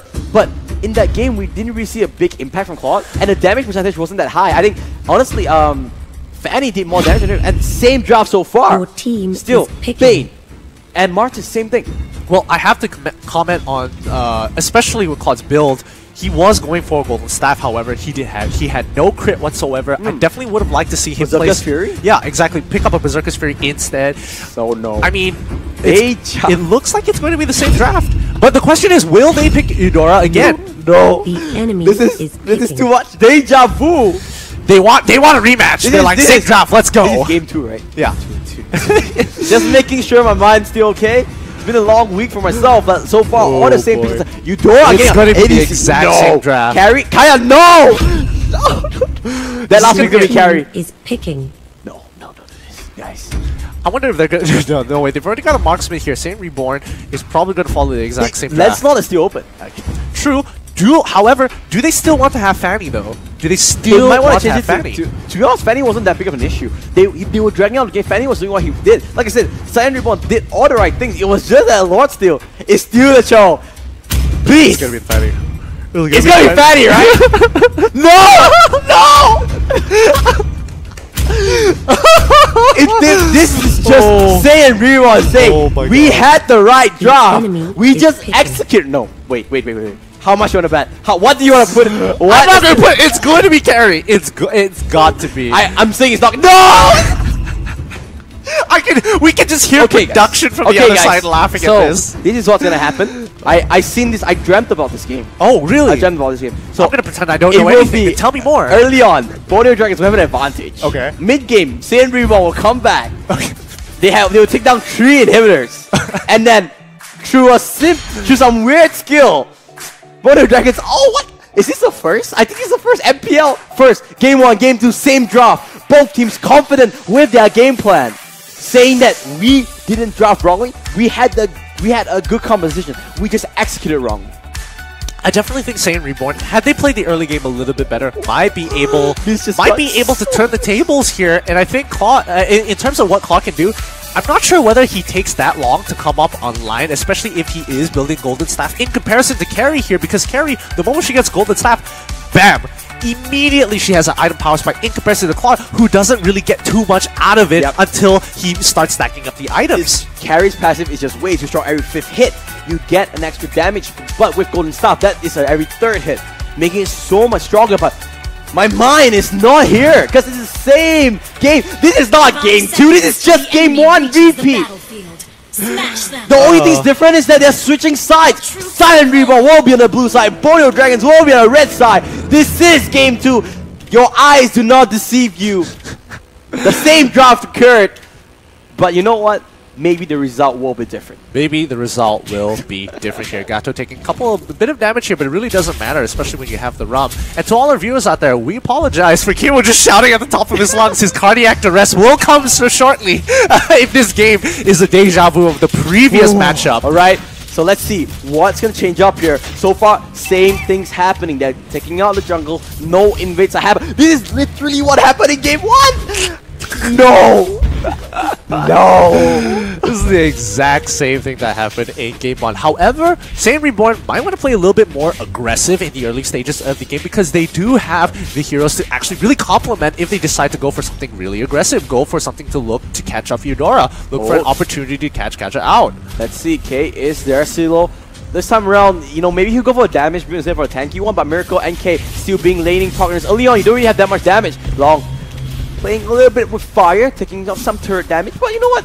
One turret is still be able to shave off. No problem with that whatsoever. Now, both mid laners have already roamed towards the River Crab. This is very standard here, but the fight might actually continue a little bit more. They will not fight for it. There goes the Despair Storm. The damage is real. Ashore Aura will force a blink, or will force a flicker coming out from Evil there. They do not want to give away this River Crab for free. Silo missing the steel cables, but will have enough energy to go for another one. Long forced in out.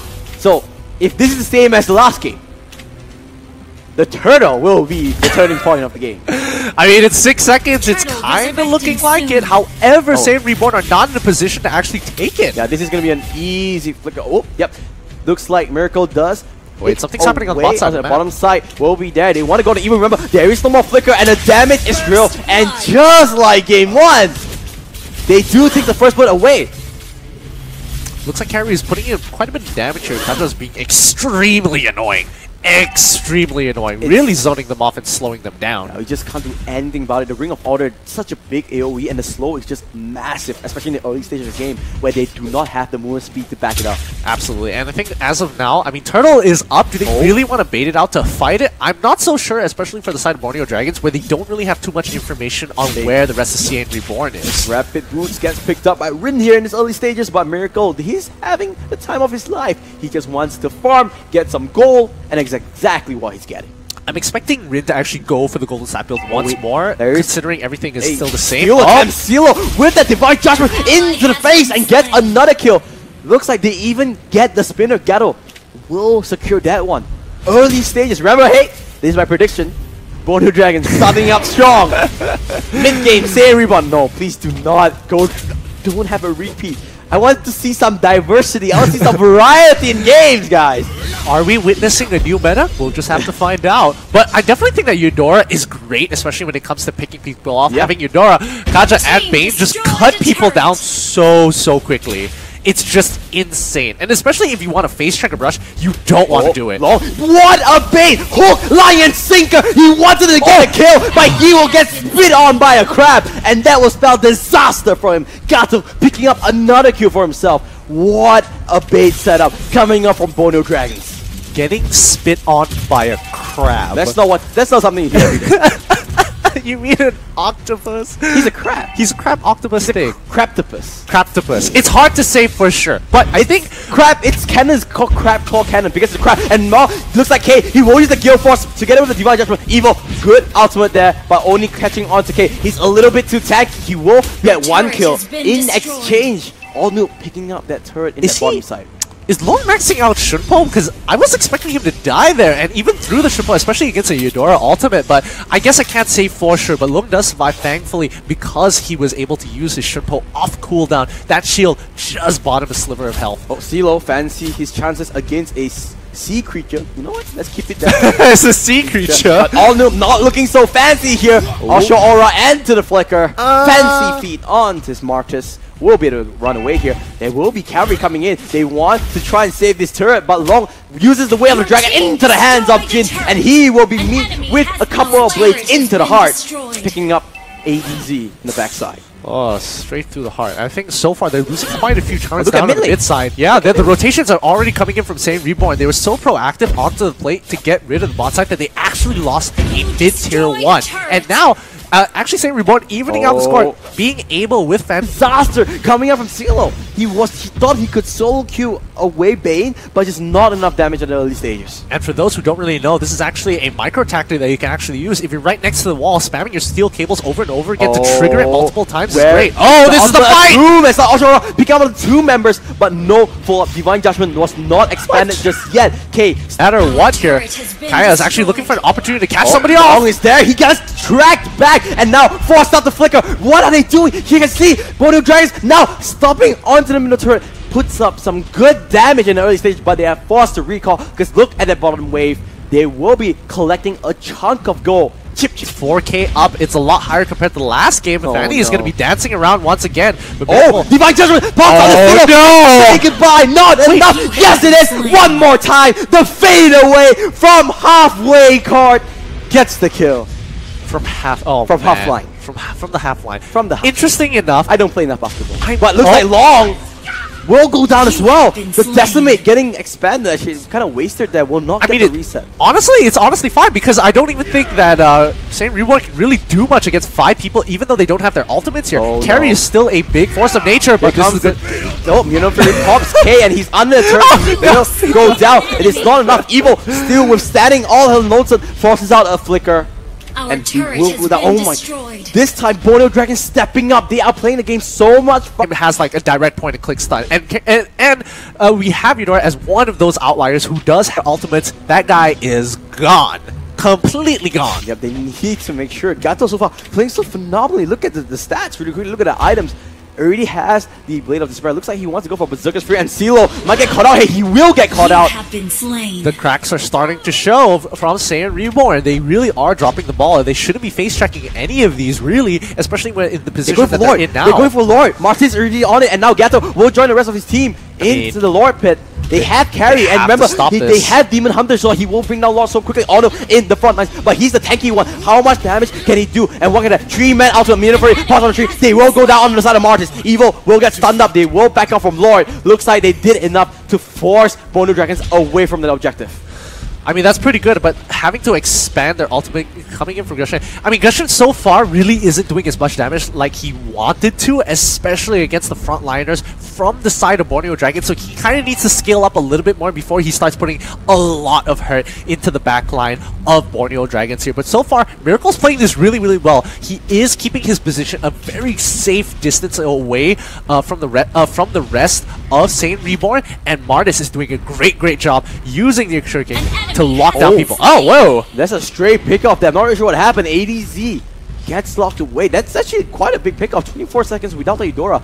No more annoying stuns, at least. This possibly could mean Lord. I don't think so, because Fanny's still on the top side. They do not have enough damage to take down Lord, I think. It's mainly lane priority. They could try and rush it just to gauge how much damage they can put into Lord so far, because the first spawn of Lord really isn't that strong once you have your items. Only the second and third that it starts to get a little bit more difficult in that sense, but so far it looks like they aren't able to get lane priority on They want to kill Claude, but he popped the ultimate. What?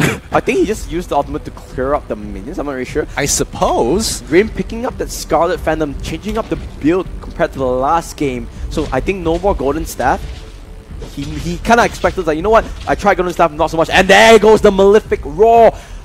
This time, CeeLo playing much more aggressive. Oh yeah, he's gonna go all out damage. I think people are gonna have a struggle to deal with him. Look at this, they're both right next to each other. Who's gonna flinch first? Rin flinches away, not gonna man up against this fight. No, definitely. Oh, actually, there's some action happening on the top side. Yep, looks like Ghetto gets taken away, and now 4-man strong SAIYAN Reborn they're forcing BORNEO Dragons to recall. They're gonna take this turret for free. Great macro play. Remember, we said in the last game, macro on the side of SAIYAN Reborn was on point. It was just that one small mistake that cost them the game. And now they're showing it one more time. SAIYAN Reborn knowing how to play the map. Look at that crit. I mean, this is going to be a very interesting game here, because this could be the turning point for SAIYAN Reborn to actually take control of the game. They do have priority everywhere. They're going to set, they could even set up a trap during Lord if they decide to if BORNEO Dragons decide to face track. Looks like Rin is going to crit build, like you said. He is going for, the next one is going to be Berserker's Fury, so no more Golden Staff, no more attack speed. He wanted to try more attack speed instead. Didn't work out, going for the traditional marksman build this time around. Yeah, not going to be going for, unless he decides the 4th item Golden Staff, then I really would like to see him going full crit. Having that possibility is just going to be amazing to watch. Flock of Destiny gets picked up there, and there goes what the heck? Flicker over the wall, coming in, but looks like Evil will be the main focus. Mirror does not get a triple cast, only one, because he went down immediately, and now BORNEO Dragon trying to chase more kills, but everyone outside of SAIYAN Reborn is so mobile. Wait! They're going on to Lord. They're going on to Lord. Wait! They have no time to rest because the objective is in the eyes. And remember, Demon Hunter shot on the side of Miracle. He can do so much damage to the objective. Looks like SAIYAN Reborn will not go for this. I mean, they can't really fight against it. But Long is there, and a little bit too late on that Jikundo. He did engage onto the fight. Not really sure what happened. I think he managed to just fly away with the Shimpo and the other's rest of the Jikundo. But Lord into the hands of BORNEO Dragon, and I swear I saw this game before. And let me guess what's gonna happen. They're gonna start pushing all the way in and then die at the very end, lose Lord, and then it's gonna go to 25 minutes. Am I right? I know, I've seen this. This is just gonna happen. They're gonna push to the mid side, on the bottom top side. Like, it's gonna mid side. They're gonna be in to the feet, into the doors of SAIYAN Reborn's base, and then they're gonna die. I'm expecting me to use a very early ultimate by the time Lord gets to the front doorstep of SAIYAN Reborn. Yeah, Berserker's Fury, there it is. Okay, so going full crit, looking pretty good so far. He needs a little bit more damage because right now he has to They're going for it. This, where is the ultimate? They try to Mirror Fury, pops onto 2, but then not enough. There goes one. There is ADZ, but they do not take any damage at all. They do take the front line. There goes the Mortal Coil. Lands on the 3 members, but not enough. There is no front line. Lord didn't do anything whatsoever, and just like clockwork, Gideon, they lose the fight in their base. Hey, they didn't get wiped, okay? They didn't get wiped, but they just lost Lord, okay? Yeah, BORNEO Dragons. Is this a parallel dimension? I swear I saw this before somewhere. But honestly, I'm liking Rin's build now that he's doing a lot more damage. His power is finally there. He's got the Berserker's Fury. He took down Lord so quickly, and the moment he popped down the Blazing Duet, I mean, you saw Gato. He was busted out of there. He popped the run, and he was running. Blade of Despair and Athena's Shields get completed. Those are big key items.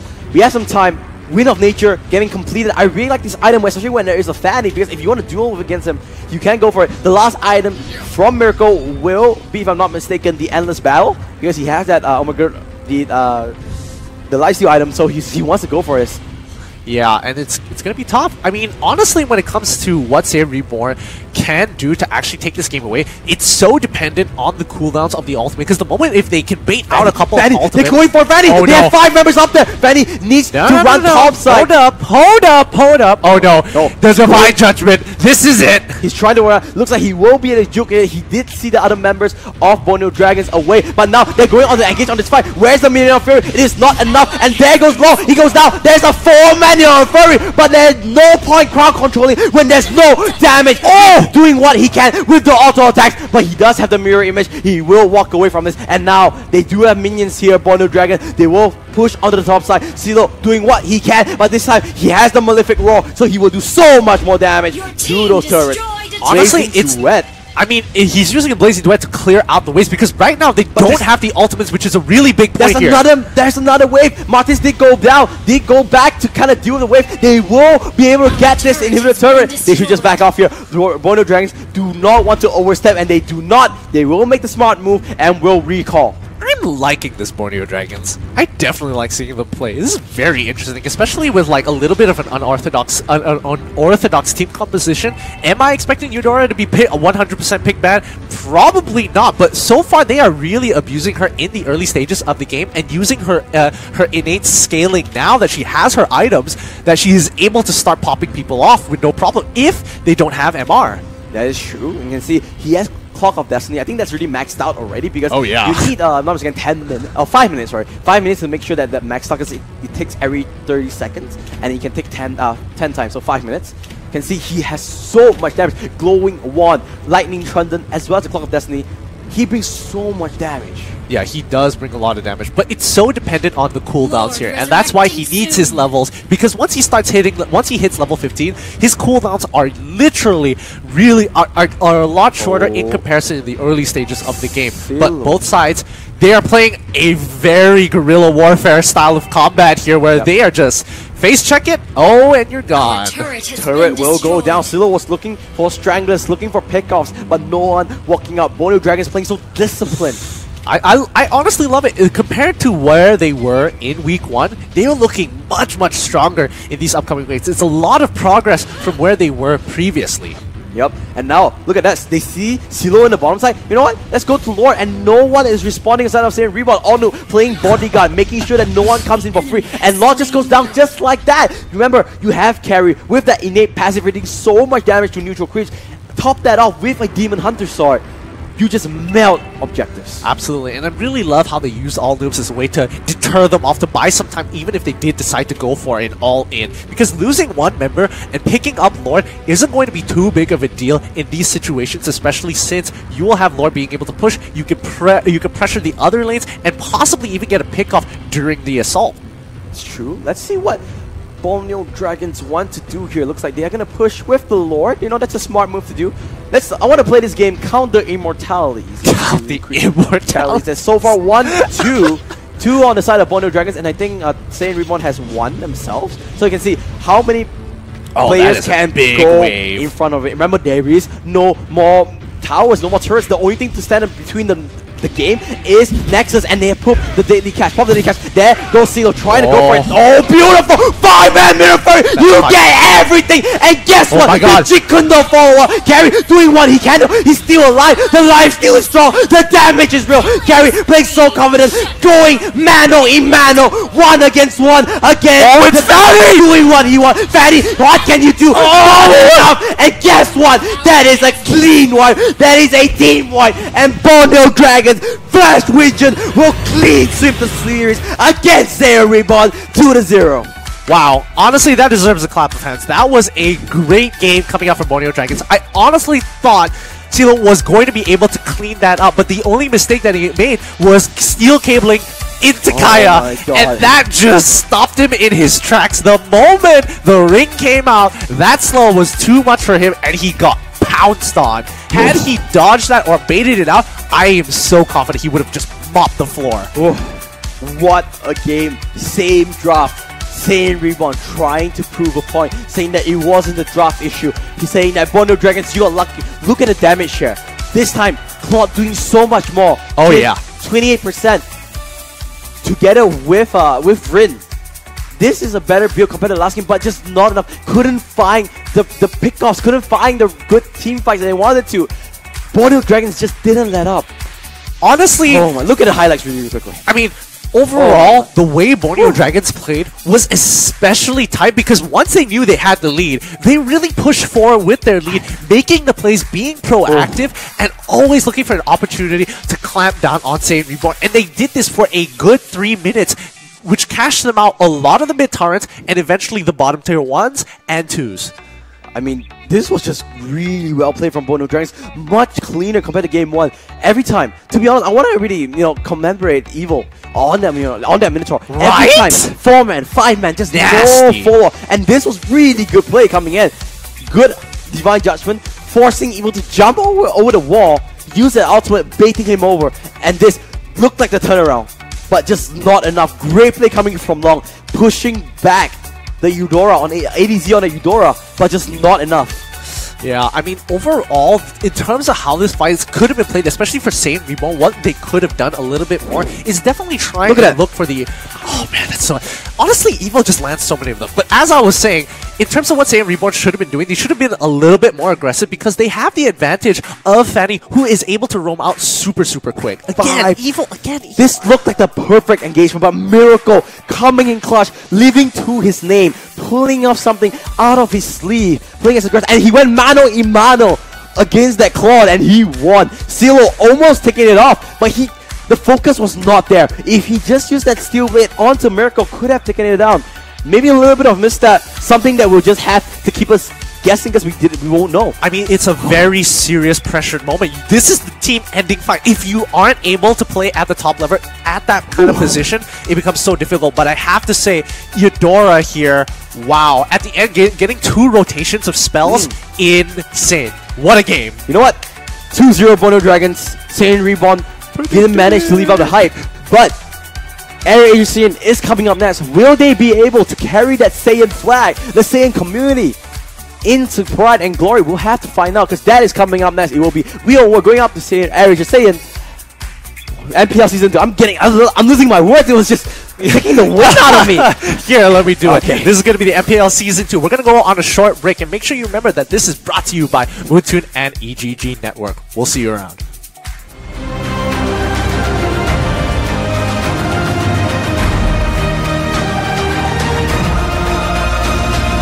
Latest heroes of Mobile Legends. This week we are releasing the infamous Lord of Thieves, Cloud, and his simian sidekick, Dexter. As the Land of Dawn's King of Thieves, Cloud is a mischievous and sneaky fellow who can steal practically anything. In fact, with the help of his trusty sidekick Dexter, Cloud has never failed a job.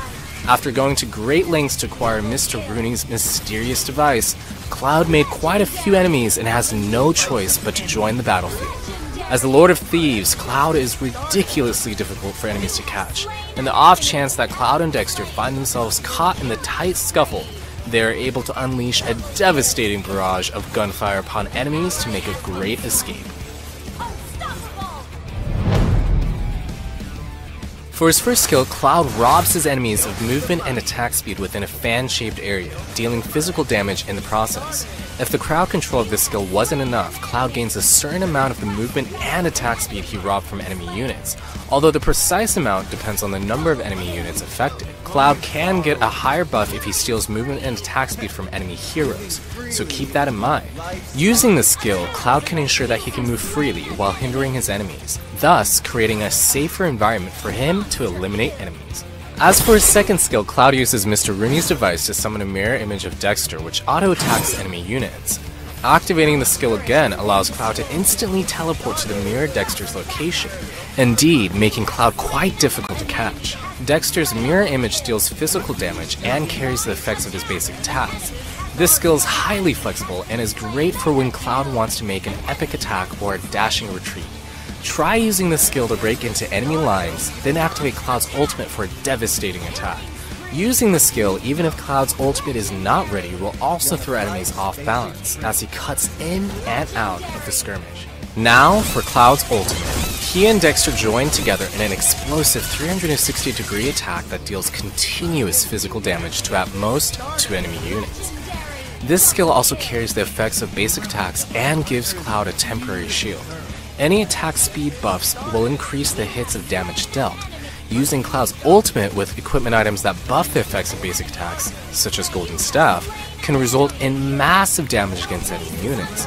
Regarding the 2-target limitation, we highly recommend to only use Cloud's ultimate when there are only 2 enemy heroes nearby, for greater damage. Also, be sure to take advantage of the added shield to launch a deadly counterattack against enemies. Finally, for his passive, Cloud's partner in crime, Dexter, will help him attack, dealing bonus damage to Cloud's targets. Keep in mind, this passive carries the bonus effects of basic attacks. Therefore, we highly recommend Cloud to equip items that buff the effects of basic attacks. As for the equipment items, we recommend the following 3 sets. Cloud's passive and ultimate are both highly dependent on basic attack effects. Thus, Golden Staff is a perfect pick. Cloud, being able to deal 2 hits of damage, can easily activate the effects of Golden Staff. In terms of emblem sets, we highly recommend everyone to use the Marksman emblem set, which provides strong lifesteal effects and DPS buffs, all of which are great with Cloud's nature. As for talents, definitely try using Greed, Swift, and Weakness Finder. In fact, definitely use Weakness Finder as it greatly helps Cloud when exerting crowd control and reaping. For battle spells, we recommend using Inspire. In our eyes, there is no better battle spell for Cloud's heavy focus on DPS. Cloud sneakily takes down an enemy tower, enemies closing in on his location. Cloud cleverly uses the Art of Thievery to slow down the enemies. He summons a mirror image and immediately teleports away from Johnson and Aurora's dangerous attacks. What a clutch move. Now Lancelot and Frey are coming in hot. Cloud activates his devastating ultimate and eliminates both of them. Cloud switches positions with the mirror image once again to dodge another of Johnson's attacks. Cloud eliminates Aurora and Layla as they attempt to escape. Johnson's rushing back into the skirmish, but is no match for Cloud's hit and run shots. Wow, a pentakill. And that's Mobile Legends' latest hero, Cloud, coming soon for 599 diamonds or 32,000 battle points. Make sure to take advantage of the 30% launch week discount. And until next time, we'll be seeing you in the Land of Dawn. Download for free Mobile Legends Bang Bang. Hi everyone, we meet again in this new episode of Mobile Legends.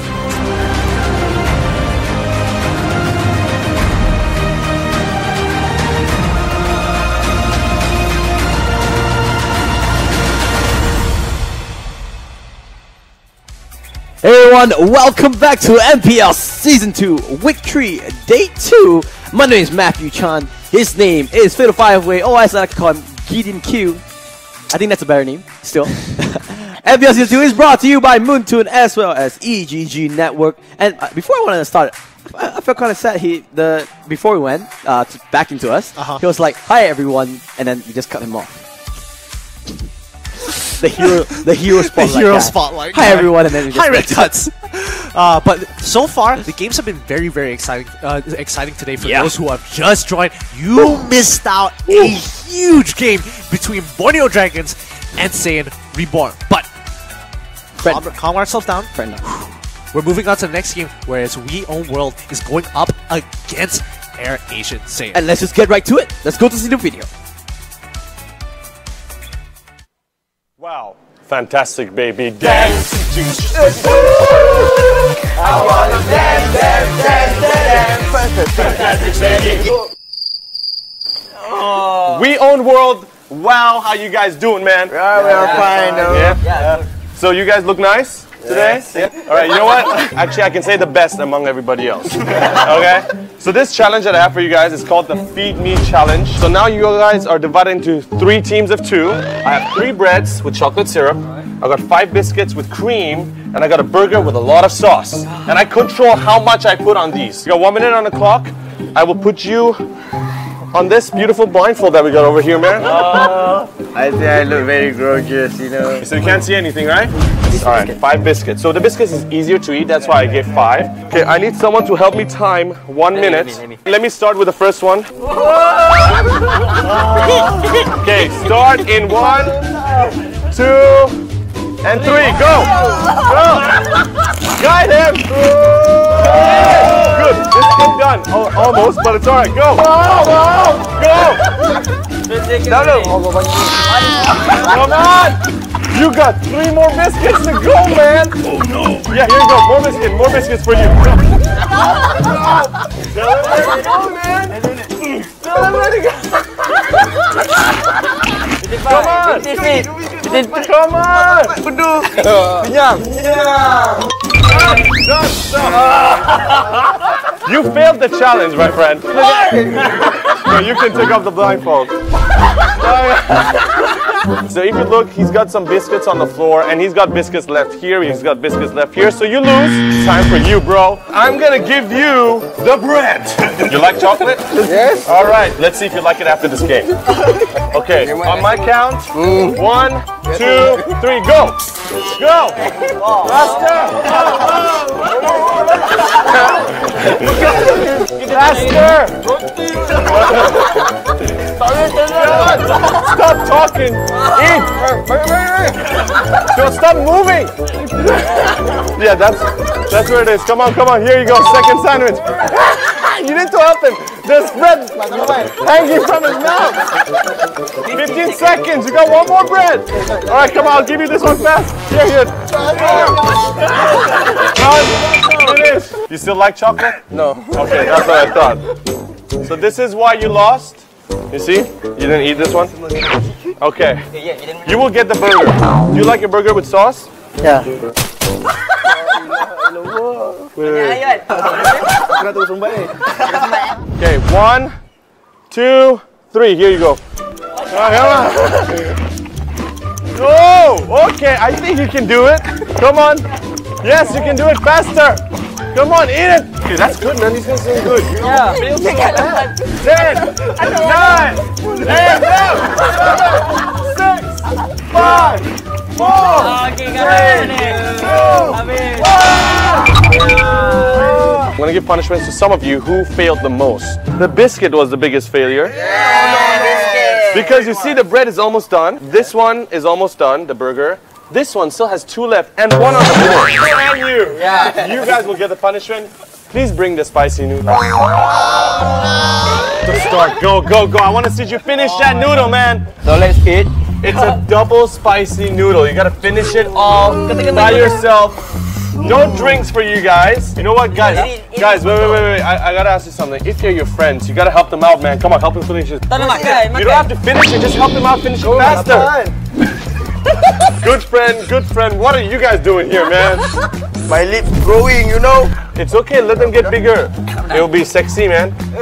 You have big lips. Oh, feeding you! Oh my god! So sweet, man! Dragon, you're a dragon, man. You breathe fire! You don't see my face, you know. Wow! Bro, everyone's helping. What about you, man? Don't go ganking his lane. Finish it for him, man. Why don't we say goodbye the same way we said hello? Wow! Fantastic, baby, dance! I wanna dance!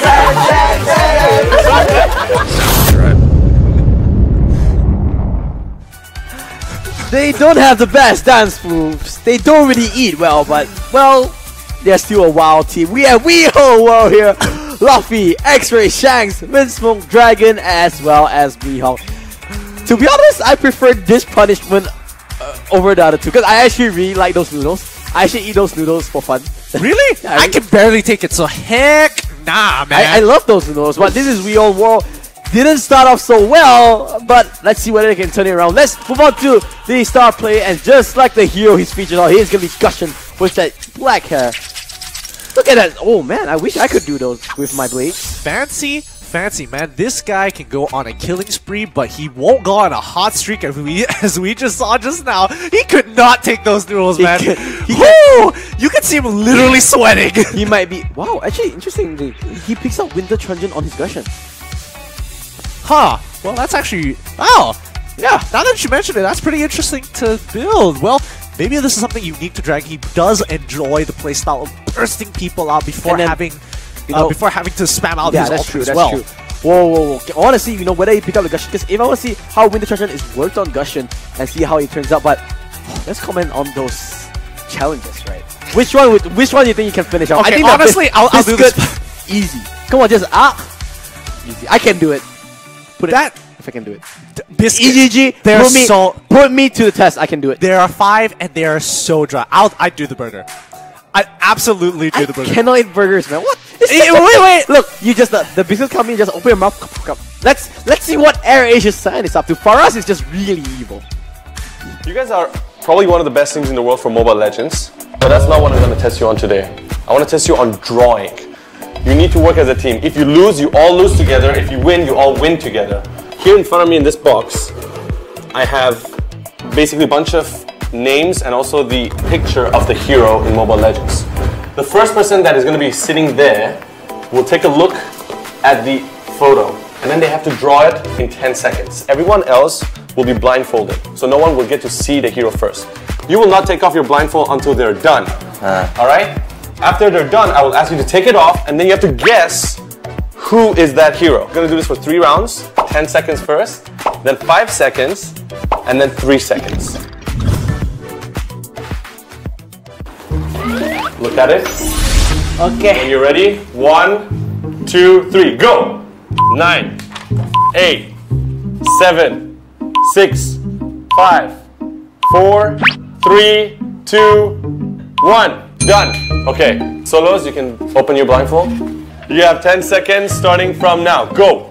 9, 8, 7, 6, 5, 4, 3, 2, 1. Done.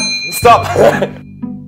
8, 7, 6, 5, 4, 3, 2, 1. Okay, you finished faster than I thought. Show it to me, show it to me, show it to me. Okay. Alright, okay. Wow, he literally added nothing. He just added shadow.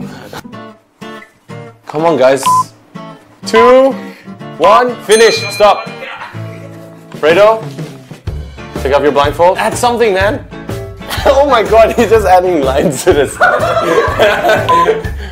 2, 1, stop. Done. Okay. Okay, so this is the final drawing.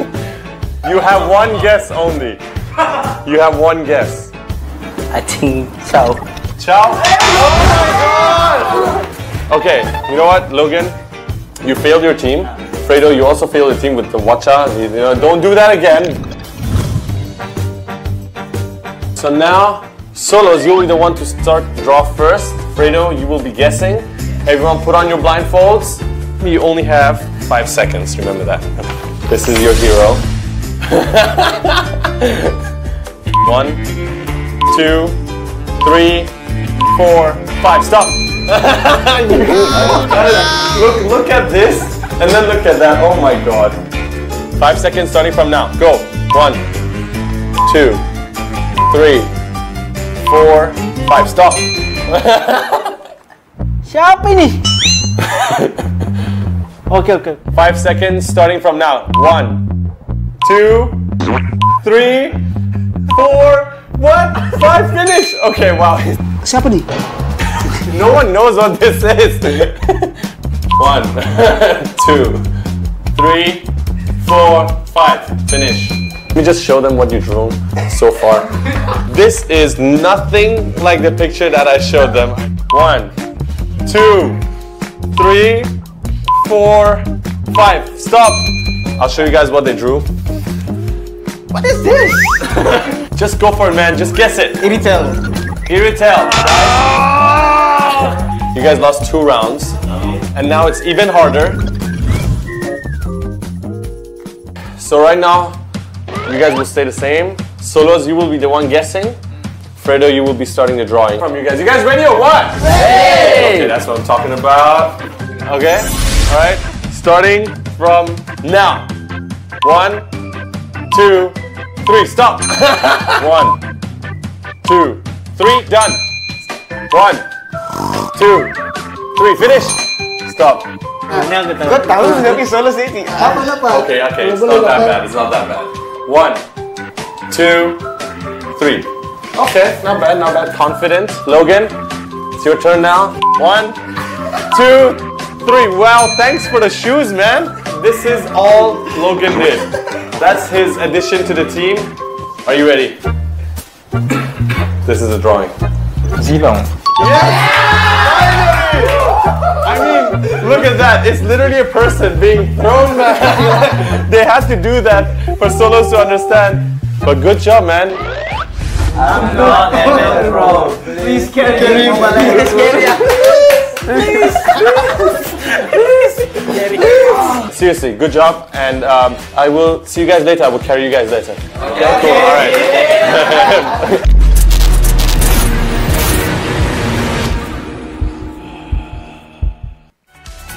And that was AirAsia Insane with their lineup of Grippack, Solos, Fredo, Punjahat, Rush, and Logan being able to draw.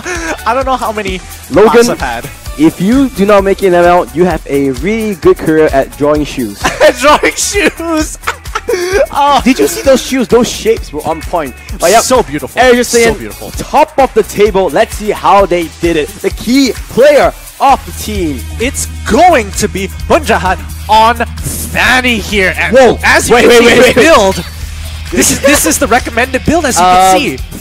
Production. This is Punjahat himself. He recommends this build. Guys, if you want to be Mythical Glory, you want to have this is how you do it. Okay, you need exactly 1 Bloodlust X and 5 Blade of Despair. 5, not 4, not 6, 5. 1 for each finger. By the way, you must have a high end dry. And this is actually pretty important here because once it stacks up, that's a lot of damage coming in. It really stacks up with the rest of the kit. Okay. I mean, this is just like their drawing. It's so unpredictable. It's I'm sorry, Punjahat. You're not Picasso. It's unfortunate. But before we move on, we have a surprise. So we decided to join in a little bit. We're going to draw to the top video very quickly. So viewers, we're going to show you. We draw the same hero. Okay, in 3, 2, 1, I'm going to show you. Right? 3, 2, 1. What is that? What is? Okay, guys. Guess in the comments what this is. What? Come on, show. I can't. I'm losing my marbles over this. Obviously, my one is much easier to determine because you have the big smile. You have 2 eyes. He doesn't have. Where's your eyes? How can he look? You don't need eyes. Get it out. Okay. So whoever guessed this right, I'll give you a candy. Come meet me at playoffs. I'll give you a candy. Production, please see if anyone guessed this right.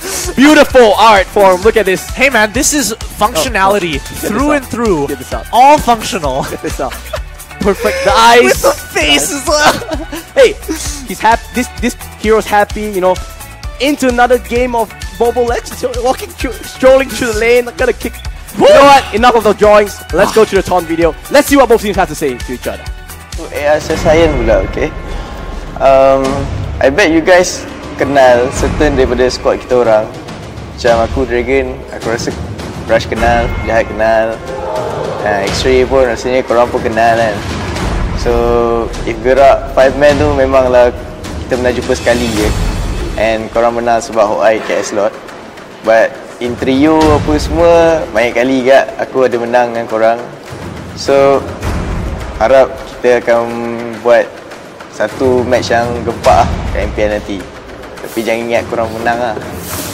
Bagi Timbo, jangan ingat korang top global One Piece. Di sini top global Saitama bosku.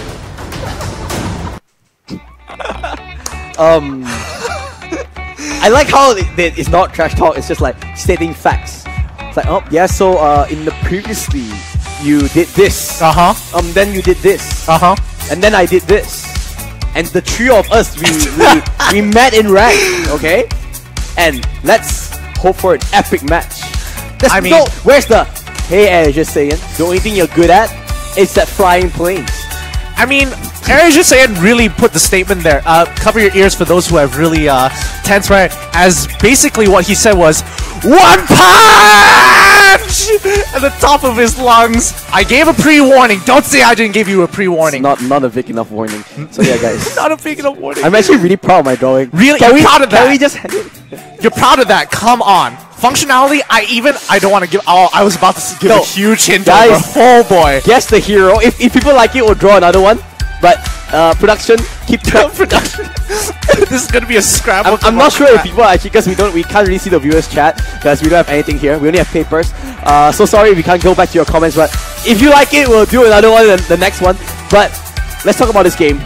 AIRASIA SAIYAN against Team Real World. Real World. They looked poised to beat Borneo Dragons last week. Yep. Until that mistake coming in, that last team fight. And you could see Borneo Dragons beating out SAIYAN Reborn 2-0 with a clean sweep. I'm saying maybe we'll have a fight in our hands. Possibly, or could just Borneo Dragons just be the kryptonite of anything SAIYAN? That will be funny to see. AIRASIA SAIYAN, we'll have to remember they have 6 members. Oh yeah. I want to see whether Fredo plays. Yesterday Fredo did not play game 1. Didn't turn out that well. Maybe they want to experiment because they know this is the league scene. They don't really mind playing or not playing. As long as they get in the top 8, then it's okay, right? Yeah. So let's see. We are going to go to draft really soon. Hopefully it does go well. Yeah, I definitely think that Fredo is a big part, especially of Team AIRASIA SAIYAN here, because he is the shot caller for the team. And I think having that leadership role on top of mechanics is such a big part. And I think grooming someone else to be able to take that role, even if he isn't able to do it at the day, let's say if he's sick, would be helpful for the team. And as we saw, there is a significant difference. That's true. And things that you don't really want to rely so much on one player, but unfortunately, Fredo is just Fredo. There was this one post I saw on Facebook, in the official community. There was just this fan that wrote a really long post and saying that Fredo, he posted a picture of Fredo, right? And it was like, Fredo's my idol, and why I like him so much because he can play all the heroes and he's such a nice guy. And I can support that. Fredo is the nicest guy you can ever meet. He's just always happy to take pictures with the fans. He's just welcoming in open arms, and he's such a volatile player. He's just such an important player for AIRASIA SAIYAN. And we saw it yesterday. When he's in the game and he's not in the game, it's such a big difference. But the rest of AIRASIA SAIYAN, let's see who is going to play. Looks like Fredo will be in. It will be Fredo, Solos, Rush, Logan, and Gripex. This is game 1 of the second game of the day. I'm sorry if that kind of bursts your ears a little bit. We will be on the blue side. AIRASIA SAIYAN will be on the red side. I think we need a pre-warning production. Just take my notice, have a pre-warning of this content is going to be extremely loud. But honestly, I expect same bans. Enemy is banned. Same bans. But I am expecting We Own World to really put up a fight here. It's going to be interesting to say the least. And yes, it was. He did mention quite a few. Dragon did mention quite a few facts, especially with Lord Killsteel. That was pretty important for them. Yeah. Is this going to be a very, very tough fight? Yes, it is going to be. Fredo is going to be playing this time round. However, We Own World, we don't know whether they've actually adapted to the new meta or whether they're actually going to abuse the changes. Are we going to see another Eudora? So Selena, Grot, we'll have to only see, but it looks like so far the bans are as standard as you can be. They're keeping on to meta. Definitely. Don't want to shy away from what they know so far. Dragon, let's see what he wants. He's not really good at eating biscuits, but is he good at banning heroes? That's the real question. We're just going to have to see. I'm expecting Hayabusa to eventually get banned out for sometime soon. The question is, Claude, is he worth banning out, or do they really want to first pick him and play him for themselves? We're going to have to see. Honestly, SAIYAN Reborn didn't really put Claude to his full potential. Ticking in 4 seconds, Fanny getting banned away. So a little bit of change here and there. Hayabusa, or if I'm not mistaken, the other one was Helkert. Yeah. Either one is not going to get banned, or maybe both won't get banned because Gripex and AIRASIA SAIYAN, they can choose not to ban out anything and just leave it hanging. That means a priority pick is actually going to go over to the own world. Biggie! That's a pretty smart move because now 2 picks are left out in the open and it allows AIRASIA SAIYAN to actually pick up quite a few. So, I mean, Helkert's on the table. That's a very big. Hayabusa is also on the table. Claude is on the table for We Own World. However, 2 picks are going to go over to AIRASIA SAIYAN. That's going to be really huge here, so they really got to decide what they want. Yep, Helkert locked in. No brainer. Helkert, the silence is so strong. Dark Knight 4 is just shutting the lights out. makes your team just panic a little, because when you cannot see anything, you're just really afraid that something's happened to your teammates and you don't know how to react. Let's see what AIRASIA is going to go for. Will they pick the Hayabusa? They knew that there was a high chance Hellcat will get picked up when they don't ban it. Looks like Fredo, they're not sure yet. Cho is getting Halberd for now. Cho is really strong, like we said, the changes to Jikundo, the 20% extra range brings so much. But will Fredo go for that Hayabusa? Not going to be Jawhead. Jawhead is more of a standard pick. It's going to be, wow!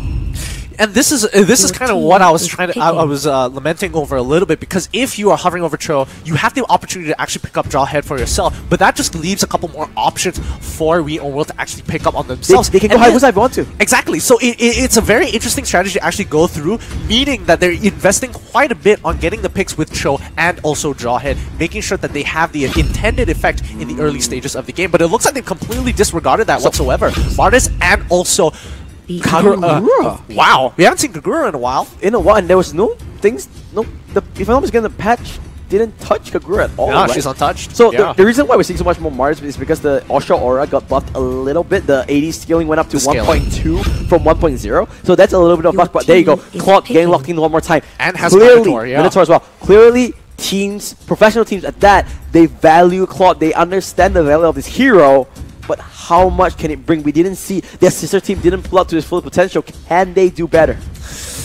We're just gonna have to see for sure, because I want to see how We Own World kind of rounds out this composition here. They've got a couple of options. They need tanks. They need a tank. Support will do. They need a tank still. There you go. Johnson and Angela, good pick out. They had the damage shot coming from Hellcat and Martis together with Kagura, but the thing is they do not have any marksman, they don't have any burst, so they need to end the game as soon as they can, because Hellcat in the later stages will scale a little bit. Same goes to Kagura, right? The damage is not that much. Right now, Edge is saying they need a mage. They need some sort of magic damage. Gushun is still available if they want to. Gushun would be pretty big, yeah, I would agree. The question is whether they've got a plethora of options. What really benefits them if they decide to go for Gushun? I feel like Gushun is a really good pick because it stacks up with what they want to do, and it's sort of AoE as well. But nope, Alice does the same thing. Another mage as well. The Blood Oath doing so much whenever she pops the ultimate, and you can do it as a front line. Stacks really, really well. I like AIRASIA's team comp more than We Own World. They are on a timer. If their team comp goes beyond 15 minutes, they'll find it really, really hard to win the game.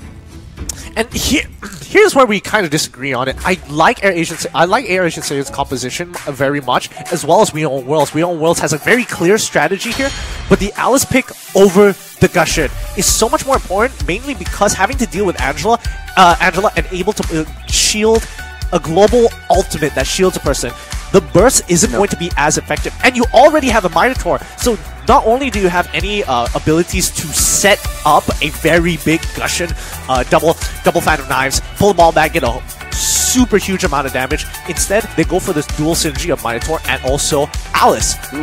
Really strong combination here so far, and they've got the DPS to chase them down with Claude. Not that nice. It is Shadow Blade. Shadow Blade. Just to correct you, but honestly, I'm going for AIRASIA, and from the speaker, from what I'm hearing, you like We Own World much more. Let's see what actually happens. It's down to the 10 players in the server, in the game. We Own World will be on the blue side, AIRASIA on the red side. This is game 1 in this best of 3 series. I mean, how can you not love We Own World after that video? Just how can you not love those guys?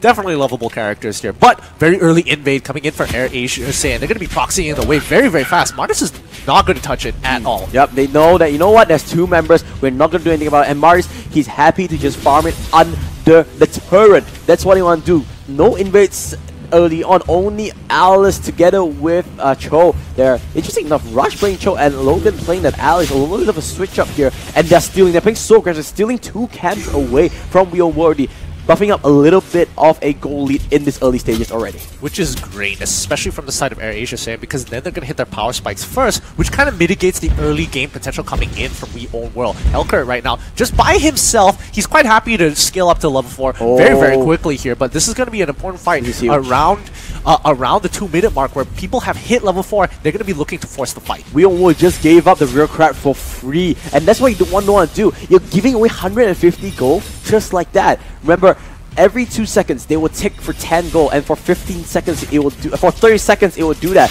So 15 ticks. You can see it's getting ticked every 2 seconds. You're giving away 150 gold just like that.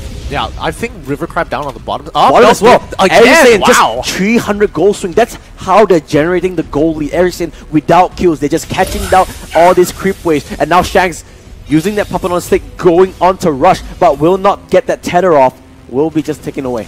I'm not sure if it's just a lot of respect or they're just not willing to risk Fredo it. in that brush. Going for that Kagura. Does use the ejector, pop up the smart missiles, but will not go for it. Remember, there was a slight nerf going onto Jawhead there. The damage output not as high as previously. So yes. Maybe that was a little bit of deterrence here. But as you said, doing well on all 3 lanes so far. Oh, Dark Knight Fall gets popped there, but just defensively. I mean, surprisingly enough, even though it is I mean, it's not a super significant nerf, but you can start to see it add up in the later stages of the game. For now, it hurts. It hurts for now. But we'll see towards the mid-game where people are surviving with just a sliver of health most of the time, or isn't able to be peeled off very, very well. Members in Rush with the flicker, but not quick enough. Will it be enough to take a down Rush? No. Turrets not paying enough. And looks like Rush will be live. Air. Grabback gets a car to the face. But he's a cow. He'll be okay. He'll be fine. The bull is going to be fine. Now, L4 has already hit. Oh, what a minute. Just drags Fredo right into the hand. But oh no, the Decimate sending Fredo a free kill. But Real World doing what they can. A beautiful 3-man there. Going on to it. As you said, forced to run till Fredo is there. 4 members, as you said, daily poison stinger into the heart of Fredo. Into the heart of Joy. Pick up 1 kill. Grindback might be the second chunk of casualties. But motivational raw will not be enough. The heal is not there. And that's why you pick Hellcurve. I mean, Dragon, great rotation coming in very, very fast as well. He tried to get late priority, cleared it quick, and then quickly started running down towards that fight. Turtle! Logan doesn't have ultimate anymore. The Blood Oath is not available, and that's going to be a free turtle going on a Real War. No way. Oh, that was really close. But looks like Angela will be able to survive that. Oh, Mihawk going a little bit too down deep there. I mean, it's unfortunate, but they did take... Oh, is this going to be 1 more? I mean, Fredo could flick him over. But he manages to get the last hit, gets out of there with no issues whatsoever. Yeah, however, Solos happily just taking out towers. He's so happy to do this, especially since Hellcurt has already rotated, but hasn't... and nobody has actually gone to actually deal with the innate problem here. A rival? Wait! Someone picked the rival. Mia picked the rival. Oh, that's interesting. Interesting going there. Solos staying up to his name. Will be taking down the turret all by himself. He did actually kill off Dragon by his lonesome. Just a fun fact for you. Real World's name. All of their members' name are based off a anime. Yeah, One Piece. One Piece. Yeah, that's the. I don't watch anime, so I don't really know. So we dubbed them as the King of Thieves. Can they live up to their name? Stealing away. You mean King of Pirates? King of... Oh my gosh! My inner weeb is just stop! I do not watch any anime. When you know when Pujahat talked about Saitama, I had no idea who was Saitama. That's why I screamed out One Punch Man. Yeah, now I know. Oh man, I can't. You uncultured. Fredo getting into it, but Ejector will pop Luffy back into turret range, or at least attempt to, but the rest of Azure says that there goes the Blazing Square, locking onto 2 members, and Shank just staying in place, going down there. Here comes Mio with the rapid touchdown, will not be enough. And he will just walk away from his edge, saying, so far, so good. With a 3,000 gold, and day 1 momentum locked onto 2. Rush is there as well as Mia. Green Fredo coming from the backside, and there goes 1 kill, there goes 2 kills, and a total 4 for 0 exchange for Air Saiyan. What a beautiful juggle of turret aggro. Just really, really well done all around. Great engage. Fredo set that up so perfectly, ending up with a double kill, an innate double kill, and then going in for the dive immediately after. Just really well played by Air Saiyan there. Turtle has spawned, and looks like Air Saiyan, they're going to make their way into the turtle, going to equalize the turtle score, making sure nothing goes wrong. And Solos leaves the artillery with Dexter on his back. Should be able to take it, no problems whatsoever. Yeah, it looks like the build has been following our Rapid Boots and also as well as Demon Hunter as well. Yeah. Demon Hunter, sorry, it looks like a staple at the moment for all marksmen. But I don't think there was anything changed with that item. It's just that people are starting to value it much more to kill off the tanks. Especially against Johnson. I mean, that's going to be in your face most of the time, so having a way to actually deal with that is pretty useful overall. But I have to say, we're going to have to see how the build is actually going to end up. Is it going to be the Golden Staff build? Falls, gets popped up. He just wants to run away. Looks like the Heart Guard gets popped by Angela as well, keeping Dragon alive, using a lot of abilities. Those are 2 global abilities. Gets popped by Real World. defensively at that. Gripex jumps into the line of fire, wants to go for wheel over King Fredo, uses the ejector, doesn't land onto it, and there goes the Million Fury, using onto Mihawk. Mihawk should go down here. There goes the Flowing Blood, will not go onto it, and there goes the Silence as well. He survives! They're doing so much, and as you say, still tendering up and down. And it looks like they will pick up 1 kill, and they are just happy that Logan has that Flowing Blood and will be able to back off. And Solo's picking out a turret by his lonesome, together with Dexter, I guess, on that Claude. 2 turrets to the name of AIRASIA, just like that. I mean, We Own World is currently in a really awkward position where they're giving up a little bit too much and they aren't able to pick the fights that they want. And I mean, AIRASIA is just walking all over them. Yeah, it looks like it's going to be the Golden Staff build. I'm still really curious. Maybe it's because of Dexter, that's why they want to Golden Staff, that you proc 3 times of your passive. I mean, I do agree that the slow is going to be great and overall just having the extra damage in general, but is the output going to be enough, especially when you're up against a team like this? And I guess that's where the Demon Hunter meanwhile, comes in. here comes, he tops the bottom side. They want to go on the Mihawk. Mihawk is really tanky. Gripex is in rage form. He does have the ultimate available if he wants to go for it, but looks like they are just going to back off. Beautiful 2-man Mortal Call, but they will just back off from it. Rush has the Jikundo add up. 3-man Deadly Pincer will stun it up, but no follow-up whatsoever. Solos get Mortal Coiled up, but he's just a free man walking left, right, just and look center. at Fredo. King Fredo is just naturally taking mid-turret by himself. There goes your ultimate. Bloodhound is there together with the Dream the Trunton, but not necessary whatsoever. Solos showing us the full potential of Claw and Flowing Blood. They want more. They're diving into the base of We Own World, securing more kills to their name. And Logan in a really tough spot. He will go down himself. A Windsmoke. How long can he survive? 3-man stun on slide of the Johnson. Solos will go down to the turret. Execute coming in. Only member standing is that Johnson, and he will go down himself. That's the team wipe. And AIRASIA as clean as a whistle. They will get that bottom inhibitor, and they will just walk away. Wow, that was already a very impressive load juggling the turret aggro, but the way that they pulled that off was impressive enough, mainly because they got Claude in a great position to actually start chunking people out very, very fast, pump up the damage, and then try to escape, but did get caught off a little bit by Kagura at the end, which was unfortunate that he had to die. If not, this would probably equal to something pretty big like Lord. But they did get the inhibitor tower, which is so important for them because now they don't have to worry about the lane at all. Yep, that's true. Okay, I just got a really funny message from production. Apparently, they also didn't know what hero we drew. You gotta tell me this now? Come on, man! Okay, so I just told them the answer, so they should know what's it about. Meanwhile, back to the game. Dragon pops the Dark Nightfall, going for it. Oh, but Rush, he's still so tanky and doing so much damage. Hard Guard gets popped here. Mihawk going into the hands of Logan. This could be the turn. Logan taking solo. The silence is there as well. Brutal keeping it alive, but just not enough lives to coming in. Now Rush forced to use his flicker. Minnow off screen. King Fredo picks up a kill by Martis. So it's so far a 2-for-1, looking pretty good for AIRASIA because they're going to take Lord immediately after and look to push to end the game. Yep, looks like Solos will be... No, honestly, Solos has been doing really solid this game. I'm really liking his positioning.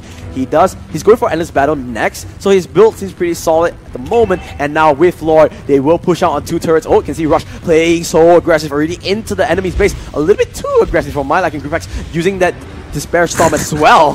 Gripex is kind of in this awkward position where he's just absorbing damage and he's just standing there taking it. Yeah, but now that's what they're doing. They're just distracting King Fredo, using the ejector, forcing Mihawk back, and that's a tank for you, Gideon. That's a tank, and he just goes out immediately. And Dragon gets decimated in the health bar, gone just like that. Military pops on the last 2 remaining members of We Own World, and just like that, AIRASIA with a triple kill on the back of Solo's Claude will end the game with a wipe out and locking in game 1.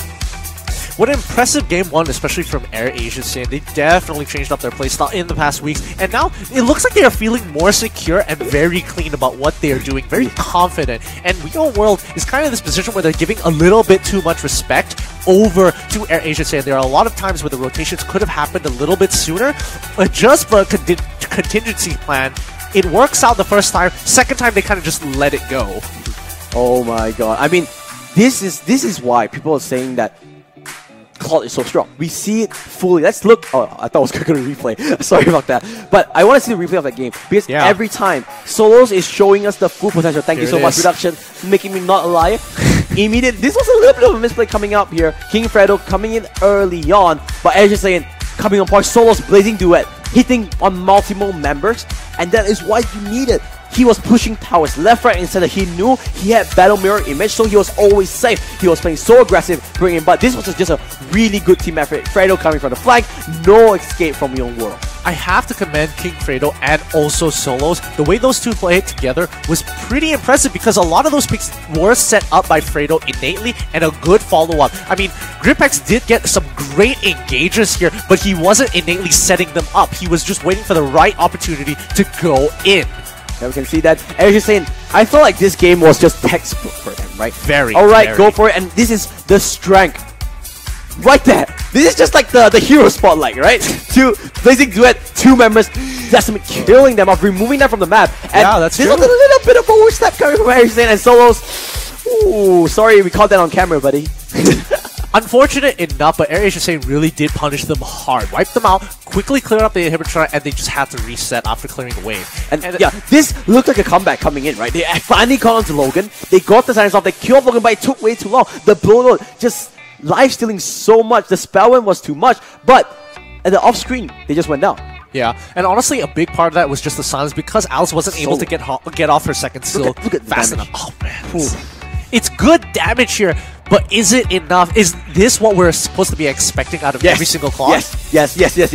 That's why you pick Claude. That's why people think Claude is so strong.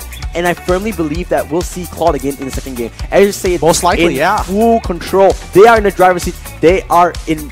They have the momentum. I can hear production laughing. I'm not really sure why. Hopefully it's a good thing. Hopefully it's a good thing. But overall, Claude, expecting the next game, that's what we're going to be predicting. But we're going to go on a short break. And in the meantime, go grab yourselves a drink. Wait. Okay, guys. This might be a tad unprofessional, but everyone has laughed at my bottle. Can we not guys, I need you to back me up. Yes or no? So I drink water from this. Okay, this is my bottle. This is water. Water is inside. I drink from this. Okay, can see this tap? This is how you drink. Everyone has laughed at me. You can see all over social media. Everyone's like, "Wow, what is this? Has Camel lost his mind? Has Matthew gone through?" Tell me in the comments whether this is acceptable as a bottle of water. MPL Season 2 is brought to you by EG Network and Moontun. We'll see you right back.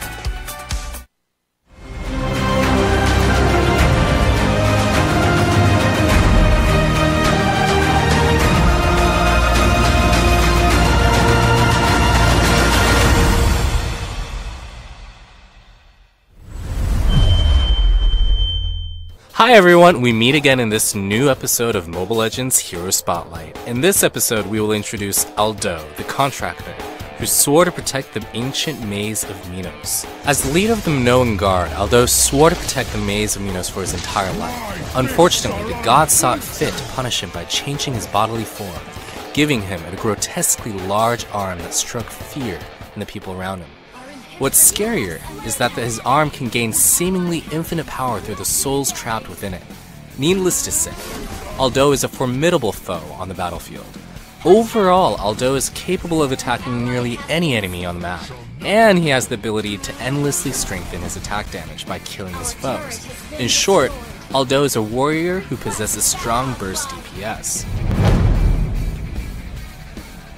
For his first skill, Aldo activates his arm's latent energy to strengthen his next basic attack. If that attack kills an enemy unit, then Aldo's basic attack damage will permanently increase. What makes this skill even stronger is that enhanced basic attacks will deal bonus damage against minions, making Aldo a good choice for laning. In fact, this skill is Aldo's primary DPS skill. We recommend everyone to solo a lane in order to accumulate as much damage enhancements as possible, thus allowing Aldo to become a deadly foe in mid to late game. For his second skill, Aldo activates a defensive barrier that makes him immune to all basic attacks and reduces damage from other attack types. When reactivating the skill within 1 second of activation, or when the skill duration ends, Aldo will stun and damage nearby enemy units. Use the skill before charging into a skirmish, and Aldo will most likely survive long enough to use his first skill twice. If the battle feels too heated, taking advantage of this skill's stun effect can be very useful in promoting Aldo's survivability. For his ultimate, Aldo can temporarily gain the field of vision of any one of the enemy heroes. During this time, reactivating his ultimate allows Aldo to lock onto one of the enemy heroes for a strike that damages and knocks back the enemy hero. However, Canceling the strike while Aldo is attacking results in additional cooldown time. Use this skill and Aldo can attack any enemy hero on the map, which is indeed very powerful. However, do not use the skill blindly. For example, it would be better to cancel Aldo's ultimate if he's attacking an enemy surrounded by allies. We strongly, and I mean strongly, urge everyone not to feed. As for Aldo's passive, after every 3 attacks, the next attack's damage will generate a shield that absorbs damage, lasting 3 seconds each time. Now here's something amazing. The basic attacks enhanced by Aldo's first skill will also activate his passive. What this means is, Aldo can generate a very powerful shield due to the synergy between his passive and his first skill.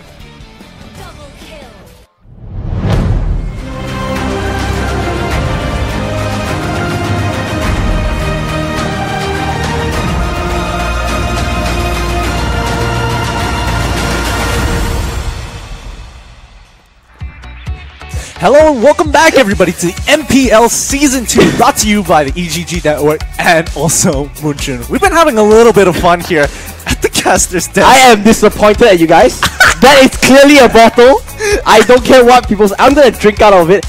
Watch me at playoffs, I'm gonna take it out, and when you're thirsty, don't look for me, okay? Be like, hey Matthew, can I drink from your bottle? I'll be like, hey, no. Okay, anyway guys. Well, after all the butthurt, we've been having some exciting games today. Exciting games. But before that, guys, this is Fanny. Okay, the steel cables. The cables. Really, I thought this was better because at least you could see the steel cables. So we have one more. We have one more. Since a lot of guys, everyone like having fun. Ready? 3. Production's gonna laugh so hard for this. 3, 2, 1. Stay. Wait. Have a good look. I think yours is better. Have a good look. Mine is way better. What is yours? He's angry. He has the teeth and the angry eye. This is angry eyebrows, and he's like, he's like silence. Angrily. It looks like a cockroach, dude. What the heck? 3 eclipse. You know what? Enough. Let's try. Oh my god. So this time, there's no miscommunication. All right. Hellcat gets banned out. No Hellcat ban just yet. Looks like Diggy is gonna get picked off straight away. So they're still keeping up onto the same bans. This is professionalism. I'm expecting a lot of the exact same bans here. I don't expect I think Reborn will change the ban outs because they know that, hey, the same bans that happened last game didn't work out. So normally when you're in the losing end, you want to change off your bans. I mean, they had a lot of options to work with. I mean, Lancelot was still on the table. They didn't decide to pick that up, which was interesting to say the least. So, for the side of Real World, I'm expecting the same bans, but different picks. I think SAIYAN will still ban on the same thing. I forgot it was Diggy and Grok. No, it wasn't Grok. I normally write down the bans, but this time I was having a little bit too much fun. Sorry about that. But I remember it wasn't the most traditional bans coming in. You can see Real World, they ban out Selena. I think they'll ban out the same things. I want to see what they go for. SAIYAN, I feel like SAIYAN doesn't need to change anything, right? They played it really well in the first game. That's what you want to do. Exactly, and I think AirAsia SAIYAN is absolutely happy going with the same bans throughout. They don't really have to think too hard about Martis. it. Actually, they decided to change it up and get rid of Martis. I guess the Martis was a little bit of... I wouldn't think... Would you call it an issue for them? Well, in that particular game, not really an issue, but this game where they have to focus on getting the priority pick, they're definitely going to give Martis over if they don't ban it out. So, and I mean, it's a good pick overall. Let's see what we want to go for. They might just want to take away Grok since it's so strong. I'm not betting anything anymore because I don't believe they'll ban Grok. So don't put me on that like last week. Pseudo Junior? No Pseudo Junior anymore. That was last week. That's the past. We don't talk about it. Hellcat getting banned out. We saw, even though Dragon did have the best time on Hellcat, Hellcat's really strong. King Fredo locking that Grok. Grok is still first pick priority. Power of nature, early stages. He's just a lane bully, and this time looks like Real World they want to grab Jawhead out for themselves. I mean, yes, he can go for Jawhead. Will he make as much of an impact like how King Fredo had played him out? We're just going to have to see. The question is, do they want to pick up Cho as well? Are they going to do the exact same thing? I think they did. They should. They know that this is a good combination. Like you can see, right? Cho is like, no! I won't stop predicting things because I'm not good at predicting stuff. But it will be the Minotaur instead. It looks like they value that crowd control, they value that team fight presence, they want this pick. Okay, considering what the picks have been for the side Real World, I'll give it a couple predictions later, but AirAsia SAIYAN they've got a lot of options opened up to them, and so far, today itself, we haven't been seeing a lot of Lancelot, which is rather interesting. But again, he's going to be picked up one more time. It's going to be great to see him. Hopefully, we're going to see him do some even more epic plays coming over. But for the side of We Own World, no, not actually. No. Okay, wow. Clint did get some changes. His buffs, numbers did get buffed up, but even we talked about it before the cast. We're like, nah, he just takes way too long to get ramped up. But looks like they want to try things out here. As you're saying, locking in the Clint. A very important aspect of Clint is actually getting the smoke screen off. Yeah. And if he doesn't get that smoke screen out, it's going to be difficult with him. Vexana. Okay, Vexana makes sense. Double magic composition coming up from We Own World. They want that long range damage. They want that magic damage. The last pick has to be a fighter because they do not have enough physical right now. Yeah, I mean, I'm expecting a fighter. I'm expecting a Gushan as well. I like at this. At least get rid of the backline. I mean, Harley is actually a great pick here, especially when he needs to assassinate. Especially when you're trying, when the thing you're trying to get rid of is Mindcore, who's going to be a big Stonehenge to deal with. If you pick out Harley, you're not picking up Minotaur. You want to use that space as gap into the backlines. Pick up Vexana. I was trying to say it's easier to get past Minotaur compared to Gush. Just to note on all the viewers, right? Harley did get a change. The ultimate skill, his ultimate now does 50%. 50% instead of 40% amplification, so you get it's much easier to burst. Last one, ooh, Hayabusa, Lancelot, they are spoiled for choices. They can do whatever they want. Lancelot is the pick up, always a solid pick. What do you think of the two team comps, really quickly? It's hard to say. It's pretty even. Both sides are very versatile in what they want to do. They can team fight really well. They've got the synergies for wombo combos here. That's for sure. The most important thing, I kind of feel like it's so dependent on how AirAsia SAIYAN plays the early stages of the game. Because if Lancelot does get ahead to buy time for the rest of the team, they are going to start taking over the game very slowly but surely. Definitely. And I personally agree with you in the fact, I feel AirAsia has the more solid comp still. They have the more well-rounded comp. We all really needs everything in order to make sure that they work well, right? You have Vexana, you need to capture Clint with your Cursed Oath. I'm jumping out my words today. Cursed Oath to get that 6 member. Yeah. Okay. Same goes to Alice. You need to hit those multi-man targets. Lancelot, they want to fight in small areas, right? Because all their abilities hit AoE. And those are big AoEs. Together with Alice, with the Blood Oath, we have Lancelot with the Thorn Rose, but let's look at what's gonna happen because we are in the game too. And you're saying we'll be on the blue side, we will be on the red. Again, apologizing for how loud the cast is. We definitely need like a graphic when we're casting, just like prepare for your eardrums to be burst. Not that bad. Not that bad. I mean, it's bad on my side. You're shouting and I can feel it. But overall, I honestly think when it comes to how, especially We Own World is going to play, it's so dependent on whether Vinsmoke gets a multi-man ultimate. Yep. They need to make sure that they get that ramp up, right? Mino Fury into that Mihawk Blood Oath. Hit those multi-man and then Dragon can come in with the Thorn Rose to do a lot of damage. Wow, they just cleared that wave so quickly. But again, AirAsia here are being very aggressive. They are invading the top side as much as possible here.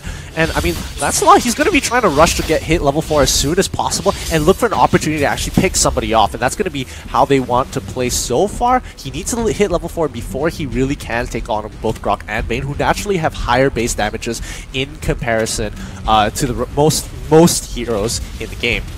You can see here, King Fredo this time, he is playing the Bane, uses the Crab Claw Cannon into the Rum, put some good poke there. Oh, Logan, did he steal it out?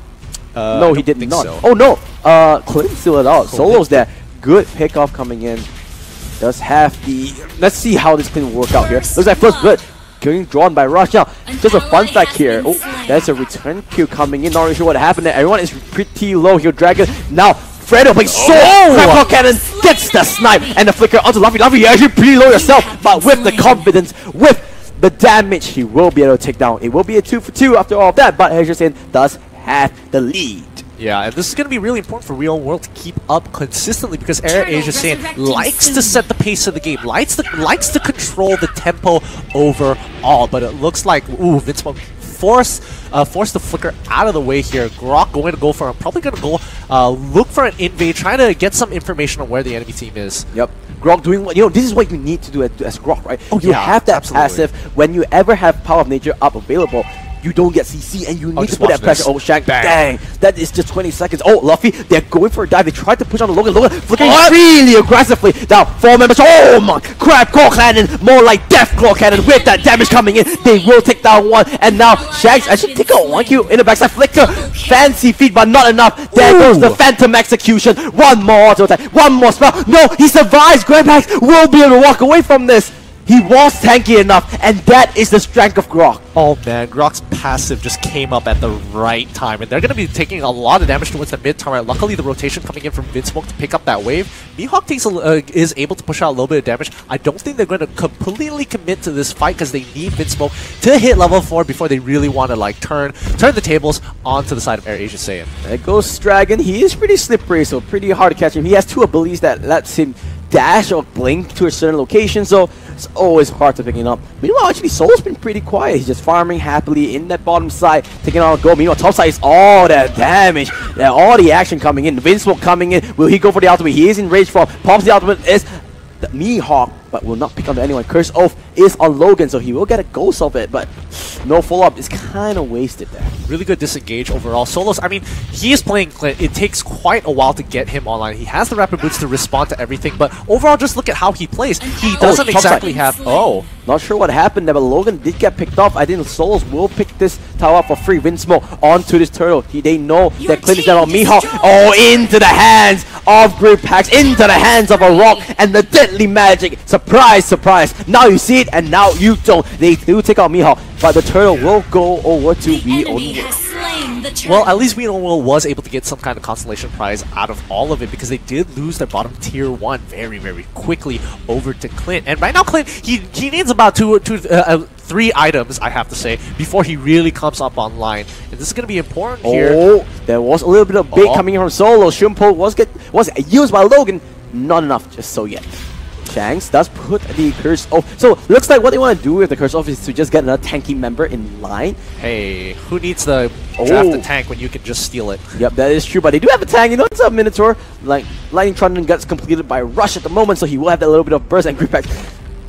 Just being the betray at the moment that Luffy does get focused in. Beautiful ultimate there. Wow, charge into the ultimate. That is the buff coming in, and Rush, he will get focused in. Now, Dragon is in a little bit of trouble. King Fredo's there. Here comes the flicker into the Shumpo, but couldn't get an angle for the way of the Dragon, so will not be able to kick Dragon in back into the hands of Fredo. Meanwhile, though, Clint now rotating to his top side. He took down the bottom tower into the top side. Now, Grippax is there. Oh, Free. How much will he hit? He'll hit 2 members, but there's just no follow-up. Diddy Magic is there. A flicker does get forced away.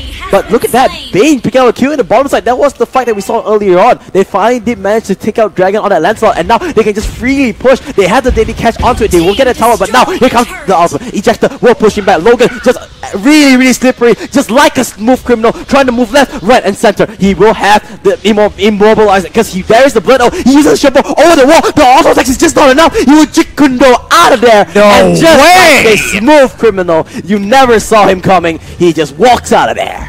Yikes! Even though they even popped the retribution on top of it to make sure he slows him down was not enough to actually pick him off. And again, once more, Shanks gets cut down in the process. AirAsia Saiyan are in full control of this game. Full control indeed, and full control is what they want to do. Vinsmoke forces out, gets a flicker forced out. I say, there goes the Guardians Barrier, and oh my god, this is just a few day for Rush. Remember, the highlight I want to go to is when, I think in 2 seasons ago, during MPL Season 1 playoffs, he was top global Harley, so he knows how to play this hero.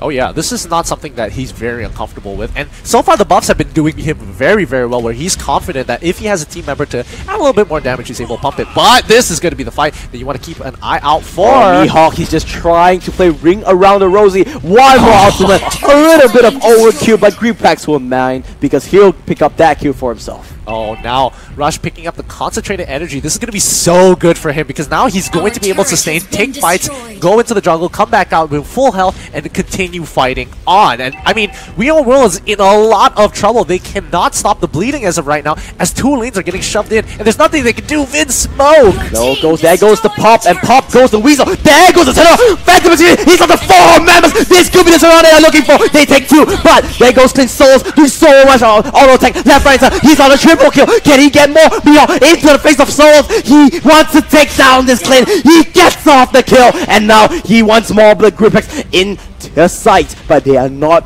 going to continue on to it. And 3-for-3 exchange, it looked terrible for AIRASIA, but they went out even. I mean, this is honestly a really great ultimate coming in from Vinsmo, and not to mention a very, very good bait there. That. And the Phantom is just like a perfection. It's like the cream on top of the cake, bam, across everyone. But no one touched Souls. He stayed alive for so long, and he managed to just do so much damage. Yeah, he's able to pump out. You gotta understand, when you're playing Clint, that a lot of your damage actually penetrates right through people. And that slowly adds up to the AoE damage, which is so effective. Rush pops the Daily Magic and immediately Shanks. Oh, Shanks is below 15% HP. I think that's like 30% health. Yikes. That is the buff coming in. 50% damage amplification is the stat. Wow. Oof. Dear, oh dear. I mean, this is looking, so far it's looking really bad for Weon Well, but so far, because of the 50-50 they took, they were able to staunch the bleeding for now, unless AIRASIA wants to reopen the wound. They might want to go for it, and there goes the Space Escapes into the Deadly Magic. Phantom Execution, you can juke left, right, and center, but AIRASIA got you covered. Every single angle, every single time. I mean, with 1 member down, they've clearly going to open up the wound. They're going to be looking for that mid-tier 2 and start pushing into the inhibitors. I mean, 16 seconds until Dragon comes back up. Real World are in a lot of trouble. And they are indeed, because they are knocking into the inhibitor. 4 members strong, 4 man strong. Is Real World. They are trying to defend, and Solo's using that blind smoke, doing so much damage. Luffy using the ejector. That is one big giant. No way he's gonna survive. And just like clockwork, every single time we see the ultimate get popped by Rush, the Deadly Magic, staying true to its name, gets a kill.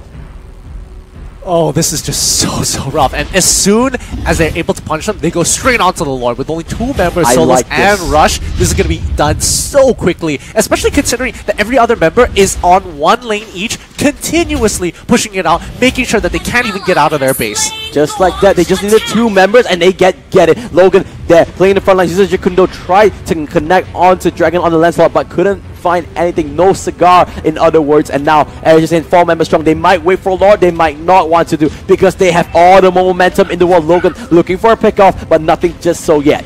Oh, the amount of damage. You can honestly see the amount of damage Clint is actually being able to pump out right now. He has the Windtalker. He also has Berserker's Fury. He's got plenty of crit, and he's got a lot of burst. He has all the damage in the world. The only thing he doesn't have is defense, but at the moment, I don't think he's really worried about that. I mean, his front line is protecting him very well, and most of the time they are initiating the fights themselves, and this might be the initiation they're looking for, especially for Real World. Oh, what? Hello? Error 404, Lord not found. Oh boy. A little bit of a display coming in. Grabback, but now comes the middle for it. Hits onto 2 members. Fredo looks to be the target of Real World, but they want to go to Logan, but it's just not enough. The Bledo will not do enough. Dragon doing what he can. He does pick off Solos. That is the main marksman. That is the main damage, but he will pay for it with his own life. But guess what? Surprise, surprise. Rush is still alive, and newsflash, he does a lot of damage. Now, as you said, walking through this top side, poker trick onto the hands of Vinsmo. They are going for this game. Gunnan's Berry will block off the pop, and now the flicker into it. They want to end this game. They want to show that they are a dominant force. They can end things as far as they call King Fredo picking up the Thunderbell just for good measure. Pops the deadly catch onto the Nexus, but they are backing off. They will not want to risk it. They will back off. But that's a huge win for AIRASIA. Looks like it's 1 HP. Wow! It's 1 HP! No! I think they were very confident. Wait. I can see this. They are going for it. Come on, Rush. Go for the fancy play. Go for the back door. No way he's gonna do that. I don't think he has enough auto attack damage. Maybe if it was someone like Logan, more likely, or even Solos, maybe even Gripex, but more likely Logan could be able to pull that off. This is kind of unfortunate here because they were pretty confident it was going down. Now they have to play once more. Look at here. Okay, the thing about Mobile Legends is that whenever you do have minions, it's really hard to take damage, to kill off turrets or kill off any structures because the backdoor protection is so high. Meanwhile, Gripax, he doesn't mind being front line. He's the tank. He's going to charge out the power of nature. How many of is going to hit? No is the answer, but guess what? As easy as that, they pick off Fensal in the off screen. Same goes to Minotaur. They do pick off solos, but come on, this is as easy as that damage into Nexus. They're gonna take this game. Concentration energy. They're doing what they can, but they will take down game 2. Much of a calmer say this time around. And AirAsia Saiyan gonna complete their week with a 2-0 over We Own World. A very, very clean game coming in from AirAsia Saiyan. They played such a strong game, and especially game 2. Game 1, they kind of gave a little bit of respect to We Own World, and We Own World just let them walk over them in a lot of these awkward situations here. However, AirAsia Saiyan played such a nasty game 2 here that I honestly think that We Own World really, even though they were looking for the opportunities to get ahead, he could not actually look for the engages that they wanted unless they lost an objective or they were forced into a position where they could actually 5v5. For an example, when Lord was knocking on their doorstep. Yeah, that's true. But the main, I think, we're kind of understanding. Unfortunately, Solos, he did play pretty well, but rush on that Harley, showing that even the poker trip, the nerf was a little bit. I think it was 0.05. It was from 0.125 to 0.12, right? Yes. Yeah.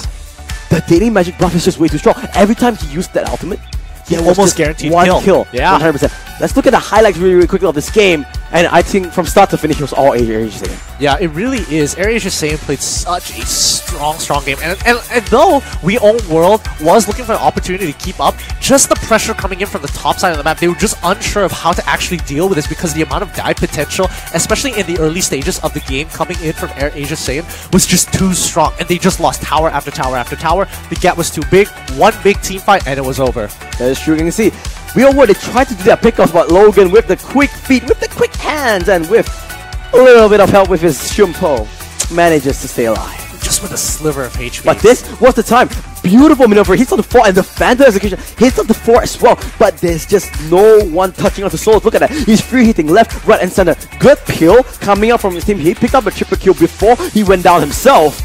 But you can see, that is the strength of Clint. Honestly, the way Solos played that was really great because he popped the smoke screen as soon as Lancelot was looking for an opportunity to get onto the back line. The moment that smoke screen came down, Lancelot was kind of like, "Oh no, I can't really move out of it." The slow from it and also the impairment from it is kind of unfortunate, which most importantly allowed Clint to get some space and really start chunking him out with Harley. Yeah, and you know, this was just from there on, it was just way too late. It was way too far back. We Own World got just surgically removed from the battlefield, and just for good measure, Gripax was like, you know what, why not charge into the Nexus, literally breaking it and bringing home 3 points to their name. Yeah, I mean, that's a very strong game from AirAsia Saiyan, and I'm pretty sure when we see the brackets again, they're still going to be on top of the standings so far. Yep, so that is all we have for today. Those are all the games, but just take a little bit longer because we'll just update you the brackets. For now, I want to ask, I wonder if anyone knew that our drawings was actually Hellcrit.